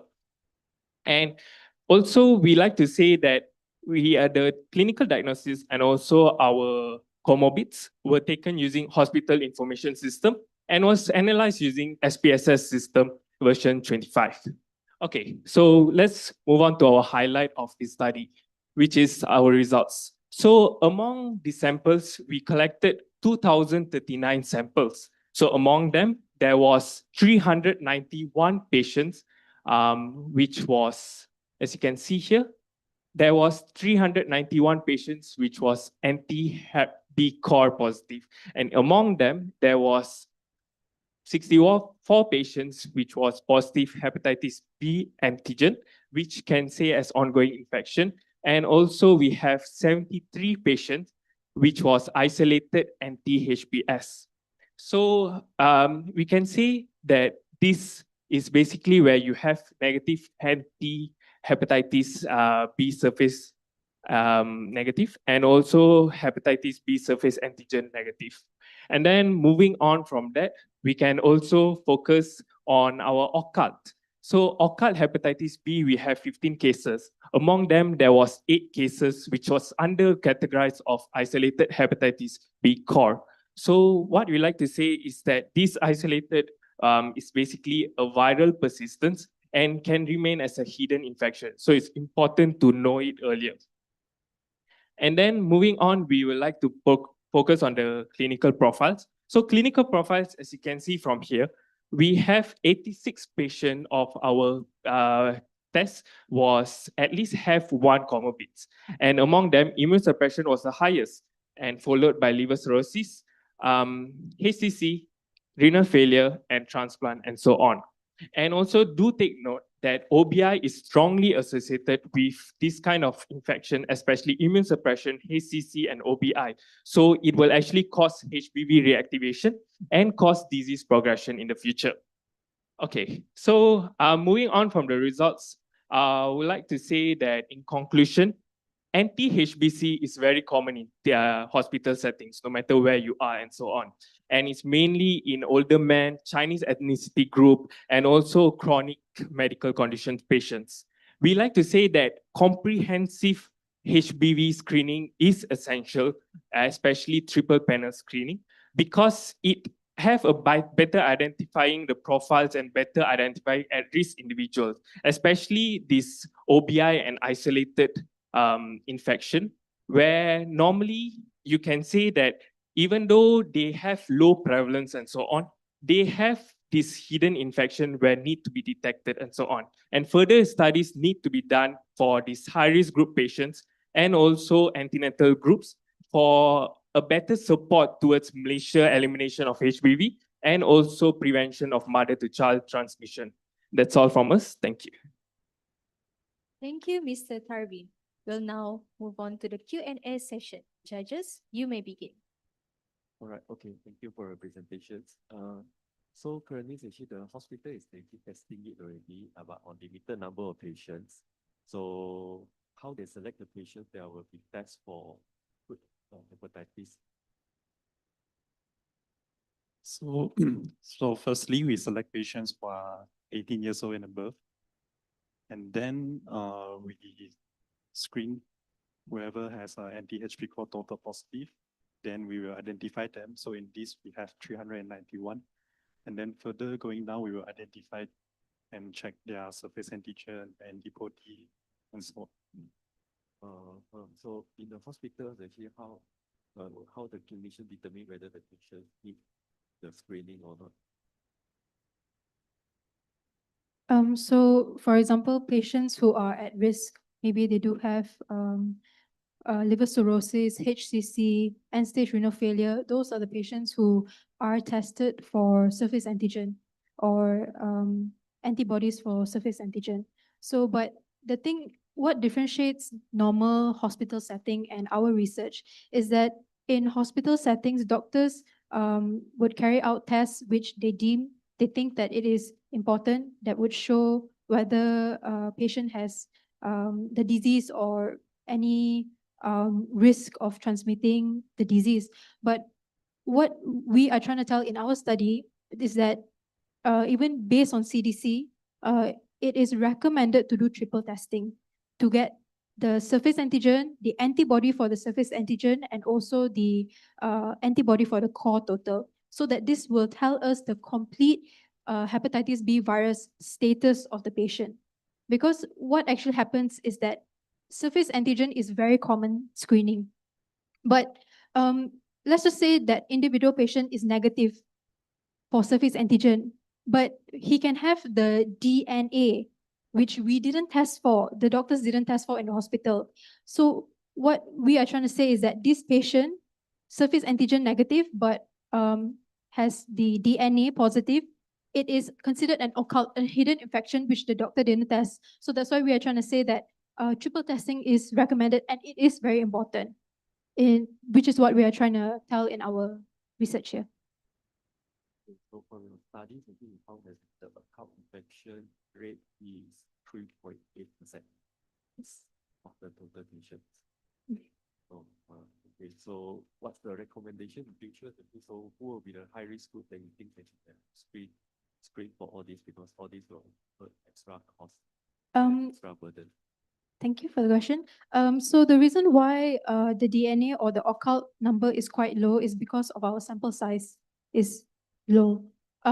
We only took 391 of the anti-core total, but so when we screen down, the OBI, the occult, is considered a low sample size. However, to answer your question, the people who are at risk are first the immunosuppressed.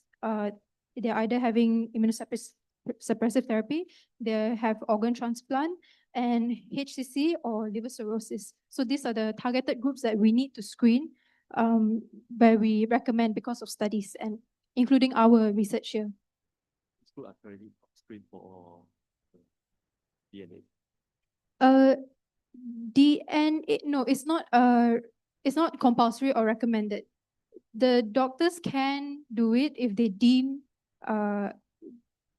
they think that there is a possibility, but we think that all of these who are at risk, immunosuppressed, liver cirrhosis, they should and must be screened so that we can target them early on, reduce the transmission, and also give them prophylaxis or basically observe them so that they don't further spread it to others. Thank you. I just have a couple of questions, just out of curiosity, because Dr. Daniel has asked all the questions already. Are you suggesting that the current practice means only patients with comorbidities that comes in be screened for OBI? Is that the current practice?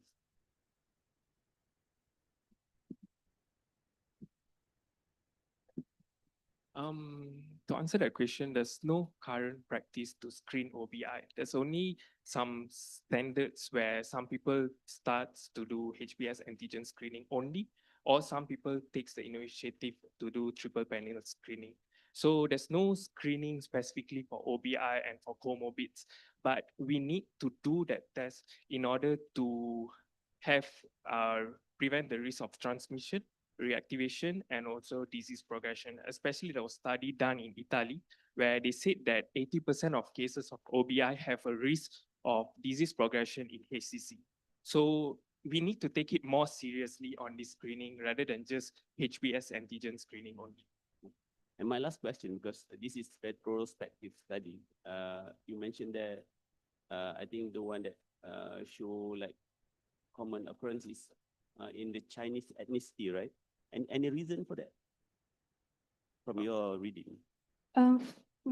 After doing this research, we found out that men, and specifically Chinese, may be of higher risk.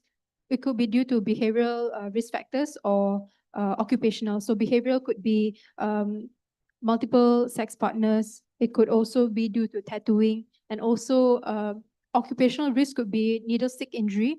So, which is why we think that it's higher risk in men, especially in ethnicity of Chinese, because of these risk factors. Right, thank you very much. Well done. Thank you. Thank you, Judge. Judges, please take 1 minute to finalize your scores and comments.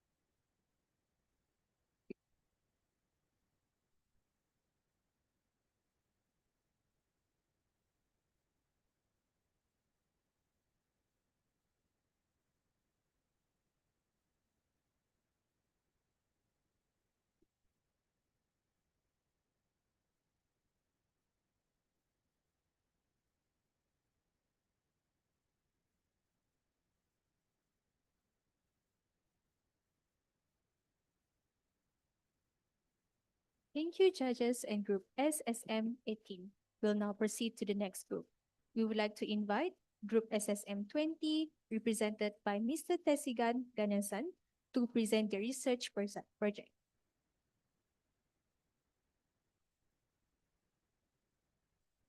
Thank you, moderator. Did you all know that Candidemia or Candida albicans is no more the most common species in Malaysia? Yes. Dear judges and my fellow audience, I'm Tesigan Ganesan from Group SSM 20, here to present our research on the 10-year trend of Candidemia and antifungal susceptibility pattern in a tertiary healthcare center in Malaysia. What is Candidemia? Candidemia is a serious bloodstream infection caused by the Candida species. So it remains a major cause of morbidity and mortality in hospitalized and immunocompromised patients. For the past decade, a global epidemiological shift from Candida albicans to non-albicans species have been noted with emerging antifungal resistance. However, there is no comprehensive local Malaysian data regarding this, and clinicians have been referring to international guidance guidelines which do not reflect our local resistance patterns, hence leading to suboptimal empirical therapy. Hence, we decided to fill that gap by conducting our research to determine the 10-year trend of species distribution and susceptibility patterns of Candida isolates causing candidemia at HCTM. We also studied the demographic characteristics, the ward distribution, as well as we identified the most common Candida species causing candidemia in HCTM. So how did we conduct our study? Firstly, this study is a retrospective cross-sectional study conducted in the Department of Diagnostic Laboratory Services, HCTM. We collected the first positive peripheral blood cultures for Candida species dated from January 2015 to December 2024. So what are the data that we excluded were the duplicates of the same patient in a single episode, central blood cultures to minimize line colonizers, as well as patients of less than 18 years of age. The demographic data that we collected was the age, gender, race, and what they were admitted to. The clinical data that we collected was the Candida species and antifungal susceptibility testing results from the JPMD department. Further analysis, we did descriptive statistics using SPSS, as well as chi-square tests to evaluate the association between Candida species and its variables such as age, ward, and its race and gender. All right, let's highlight the results. So from our research, we got a total of 373 positive blood cultures. So among these 373, the most predominant species in HCTM was Candida tropicalis. It's no more Candida albicans, showing a clear shift from Candida albicans species to non-albicans species. If I was to grab your attention to the first graph here, we studied the trends of major Candida species. From 2015 to 2017, we could see the blue line, which is Candida albicans, are higher in number. However, from 2018 onwards, we could see that Candida tropicalis surpasses, the orange line surpasses Candida albicans. Demographically, male was the most dominant gender, Malay ethnicity was the most common race, and candidemia mostly affected patients of age 60 to 69 years. In terms of ward distribution, ICU and medical wards made up of more than half of the cases that we collected, which reflects the critically ill patients requiring invasive care in ICU as well as medical wards. So, hence, we also studied the antifungal susceptibility results. So what is MIC? We have to know what is MIC to know if it was susceptible or not.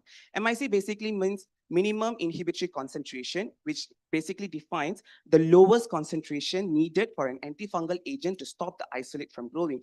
Hence, it means lower concentration, better efficacy. Of all the antifungals that we noted, amphotericin B and echinocandins such as anidulafungin and caspofungin showed steady 100% efficacy with no increasing resistance, which also reflects regional and global epidemiological, and regional results.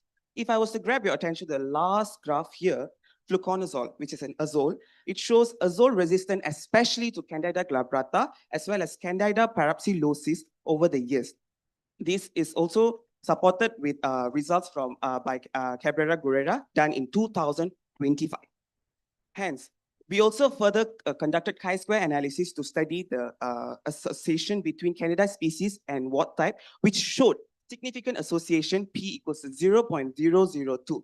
Hence, this shows that specific ward type shows that infection control strategies and environmental exposure are stronger determinants than patient demographics. Candida parapsilosis has a significant association with reflecting it with ward types as well, and showing its advantage with biofilm colonization. So to conclude, we found out that Candida tropicalis is the most common species. There is increasing azole resistance. Amphotericin B and echinocandins remain highly effective and antifungal treatment. To summarize, we reinforce that the importance of strong antifungal stewardship in treatment guidance to treat patients referring to local evidence and not global assumptions. That is all from us. Thank you. Thank you, Mr. Tesigan. We'll now move on to the Q&A session. Judges, you may begin. All right, okay, thank you for your presentation. Okay, there's one question actually. So why you choose 10 years instead of actually looking at a longer data? Okay, the reason we chose 10 years was there was a research done lastly in HCTM. The last it was done is 2012. So we chose a year after that, which is 2015. So since this research was already done 13 years back, we wanted to show if there was any changes from that research or if the results were still the same. So from your findings, the result. From the findings, we noted that initially Candida albicans was the most dominant species, but now Candida tropicalis have become the most predominant species in HCTM. Oh, okay, so what's the importance actually of this shift in terms of treatment or management? So in treatment or management, why it's important, we are trying to show that clinicians in HCTM or in hospitals all over Malaysia are referring to international guidelines which do not reflect our local resistance patterns. Globally, the Candida species shift is different, and in Malaysia, it is different, and the treatment resistance of antifungals are also different. Hence, we are trying to push this for proper guidelines to be set in Malaysia so that we can optimize treatment for patients. As the last time Candida treatment plan was updated was lastly in 2016 by ILSA. So therefore, we are trying to show that we do need a CPG in treating candidemia due to its rising cases in Malaysia. All right, okay, thank you. Thank you. Well done. Thank you, Mr. Desigan, sharing I think it's quite interesting finding that you're doing here. And I'm just wondering how did the Tropicalis becomes champion over Candida albicans? What happened there? Why is the graph goes up? Any particular reason that you found out from your study? From what we could see was that the Candida species have been evolving, and Candida albicans have been has continuously reduced due to the effectiveness of antifungals. However, Candida tropicalis is even though they are susceptible to echinocandins and apotericin B, however, there are some resistance in this species. Furthermore, we also noted that ICU wards and medical wards are significantly associated with the Candida species. Hence, from further research, we found out that mostly were affected in ICU wards, and the most common species was Candida tropicalis. So this could be due to mutations or poor antifungal treatment plans that could cause Candida tropicalis to surpass Candida albicans when there is already a set antifungal treatment strategies targeted towards Candida albicans. So that is why we are trying to prove there is already a shift to Candida tropicalis. So hence we need to improve our treatment strategies in targeting Candida species. And like you mentioned about ward-related infection that happens, Yes. You mentioned ICU and another one was Medical wards. Medical wards, right? So from your point of view, what would be the best intervention to reduce tropicalis Okay. in this case? Thank you, doctor, for that question. So what we have studied that infection control strategies and also basic hygiene practices would be the best way to prevent this emergence of Candida tropicalis in ICU and medical wards. We may think that ICU have proper hygiene practices as well as infection control strategies. However, Candida species they are growing to be really smart. So we need to improve our ways in treating patients and also handling them to prevent the emergence of Candida species, as well as to be noted that Candida parapsilosis has the advantage to colonize biofilm surfaces, where biofilm colonization means it adheres to abiotic surfaces such as the catheters and lines in the ward, hence promoting Candida growth in ICU as well as medical wards. Thank you very much. Thank you, doctor. Thank you, everyone. Thank you, judges. Judges, please take 1 minute to finalize your scores and comments.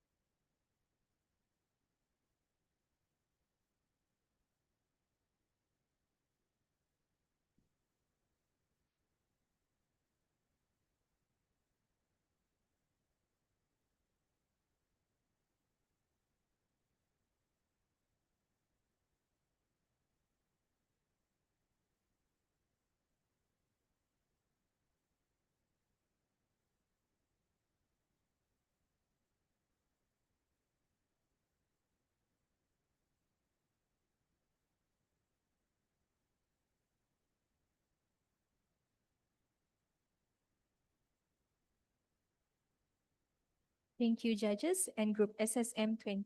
We'll now proceed to the next group. We would like to invite Group SSM 22, represented by Mr. Rubanishwaran, to present their research project. Good morning to the judges, the students, and all the audience. I am Ruben, representing from SSM Group 22, and today we are going to present our study titled Whole Slide Imaging versus Light Microscope in Evaluation of Breast Cancer, a Concordance Study. Starting with our introduction, breast cancer is the most common cancer among women worldwide. Traditionally, conventional light microscope has been used to diagnose breast cancer patients in our hospital and in anywhere. But however, WSI, or known as whole slide imaging, has been emerged as a digital alternative where a glass slide is used to scan into a high resolution virtual images and can be viewed in a computer. So there has been some questions regarding this WSI. Does really WSI is reliable, and can the cases that has been seen in WSI match the accuracy of diagnosis when it's seen in a conventional light microscopy or not? Therefore, our study is aimed to see the diagnostic concordance between WSI and LM in breast cancer cases. Moving on to our objectives. Our objective is to assess the level of diagnostic concordance between digital pathology and conventional light microscopy in determining the histological type, the tumor grade, and the HER2 status of the breast cancer cases. Moving on to our methodology. So our study is a retrospective study, and our sample size is almost 120 cases, which is 120 H&E slides and 85 HER2 IHC slides. So for the inclusion criteria, we chose all the breast cancer cases which has available HER2 and also H&E slides with complete data. And for the cases that have been in exclusion criteria are the cases that have received neoadjuvant therapy before surgery, and also lost or unavailable histological site and insufficient clinical pathological data. For the assessment, 5 hours has gone through training by our pathology department and our professor to assess these slides using WSI and conventional light microscopy. So first, we analyze all these slides using conventional light microscopy, followed by 2 weeks of a washout period, where we can prevent biasness, and then we continue to assess the same slide and re-evaluate the slides using WSI, and the system is called Taxoray InnoScan Plus system. And then we used Cohen-Kappa statistics to analyze the concordance and also the statistics of these two modalities to understand the level of agreement between them. And then continuing with our result. As you can see, our result for histological type and HER2 scoring, our study has showed high concordance, which is 99.2, almost perfect agreement. And for the HER2 scoring is 85.9, which is substantial agreement. This shows that our study supports that WSI can provide results that are comparable to conventional light microscopy. And also, these concordance rates are achieved by these medical students and not by pathologists. Moving on to the next point, which is the overall tumor grade. As you can see, we achieve a concordance of 56.3, which is a fair agreement. It's mostly likely due to inter-observer variability rather than the imaging modality itself. In summary, I would like to say that our study supports the use of WSI as a reliable diagnostic tool in breast cancer interpretation. The high concordance for histological typing and HER2 scoring highlights that its potential for integration into routine practice and also telepathology and education.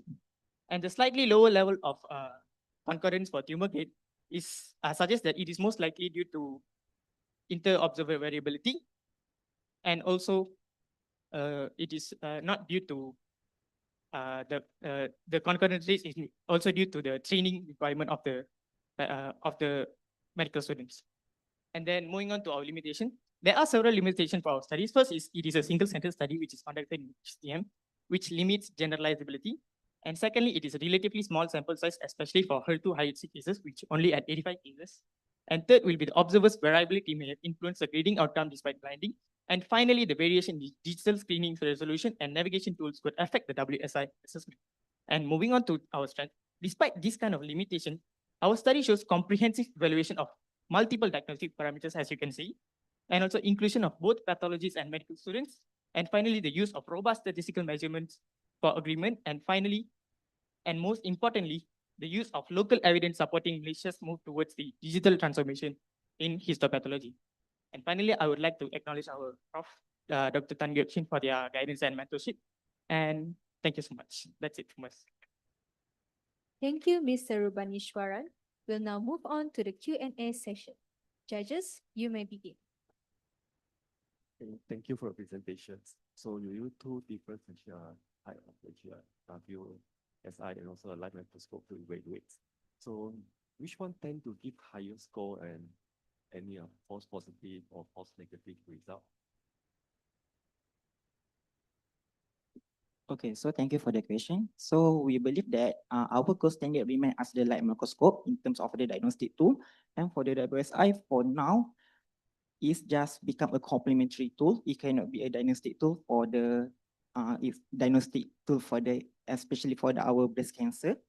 So to answer the question is the light microscopy is remain as the gold standard for the diagnostic tool. Okay, so do you see any like false negative, positive or false negative when you use the WSI compared to the light microscope? Or the grading is tend to be normally, let's say for HER2 HER2 and so WSI you see as a negative, but light microscope you see as a positive. Yeah, they still have a discordance between the HER2, especially in the score for the 1+ and also for the 0+, because it's difficult to distinguish the staining level. So yeah, the answer is yes, a negative, false negative. Oh, okay, there's a false negative. So how frequent is it? What's the rate or the percentage of false negative? Is it very high? So our confidence rate for the HER2 score is the 85.9. So it's around the 40.1% for the discordant rates in terms of HER2. Okay, thank you. Right, thank you very much. And at this point of view, after you're looking at the whole slides and making your conclusion there, would you suggest that we should go for WSI at this point of time or still maintain with the usage of light microscope? Okay, so for now, we are not recommend, it's not fully yet recommended to use the WSI because for our research study, it just showed that the high confidence rate and also the kappa agreement only in terms of the histological typing. So in terms of the modified Bloom Richardson, such as for the tubule formation, nuclear polymorphism, and mitotic count, the confidence rate is still low. So we cannot say that the WSI can replace fully to become a diagnostic tool in terms of the breast cancer, but it only can become a complementary tool just for now. And of course, when you look at slides, histological slides, staining plays a huge role in terms of how we can look the whole morphology of the cells. Does the staining here interfere with the quality of WSI in your point of view? From our point of view, it's not interfere, but it depends on the scanner that we use. So if the scanner is with the higher resolution, so the resolution also will become clear. So the staining is not the issue in this type of our study. Okay, thank you very much. Well done. Thank you, judges. Judges, please take 1 minute to finalize your scores and comments.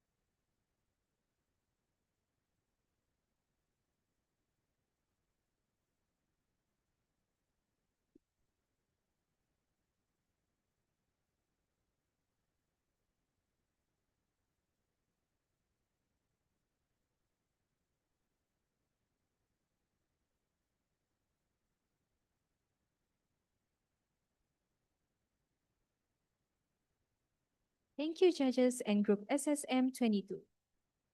Before we conclude, we would like to present a token of appreciation to our judges. First, we would like to invite Associate Professor Dr. Daniel Lo Jiaxian from the Department of Tissue Engineering and Regenerative Medicine, UKM.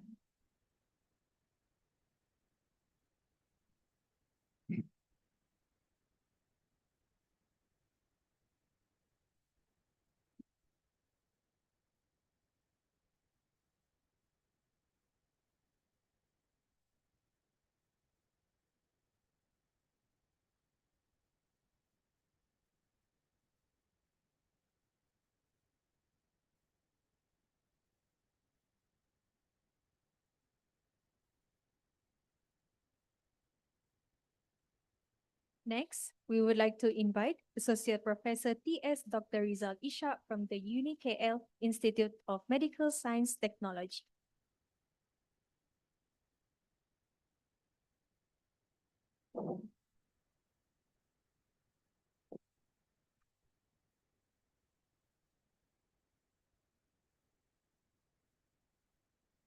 That concludes our e-poster presentation session.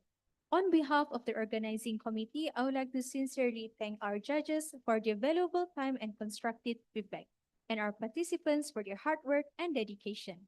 Before we break for lunch, please take note of the lunch arrangements.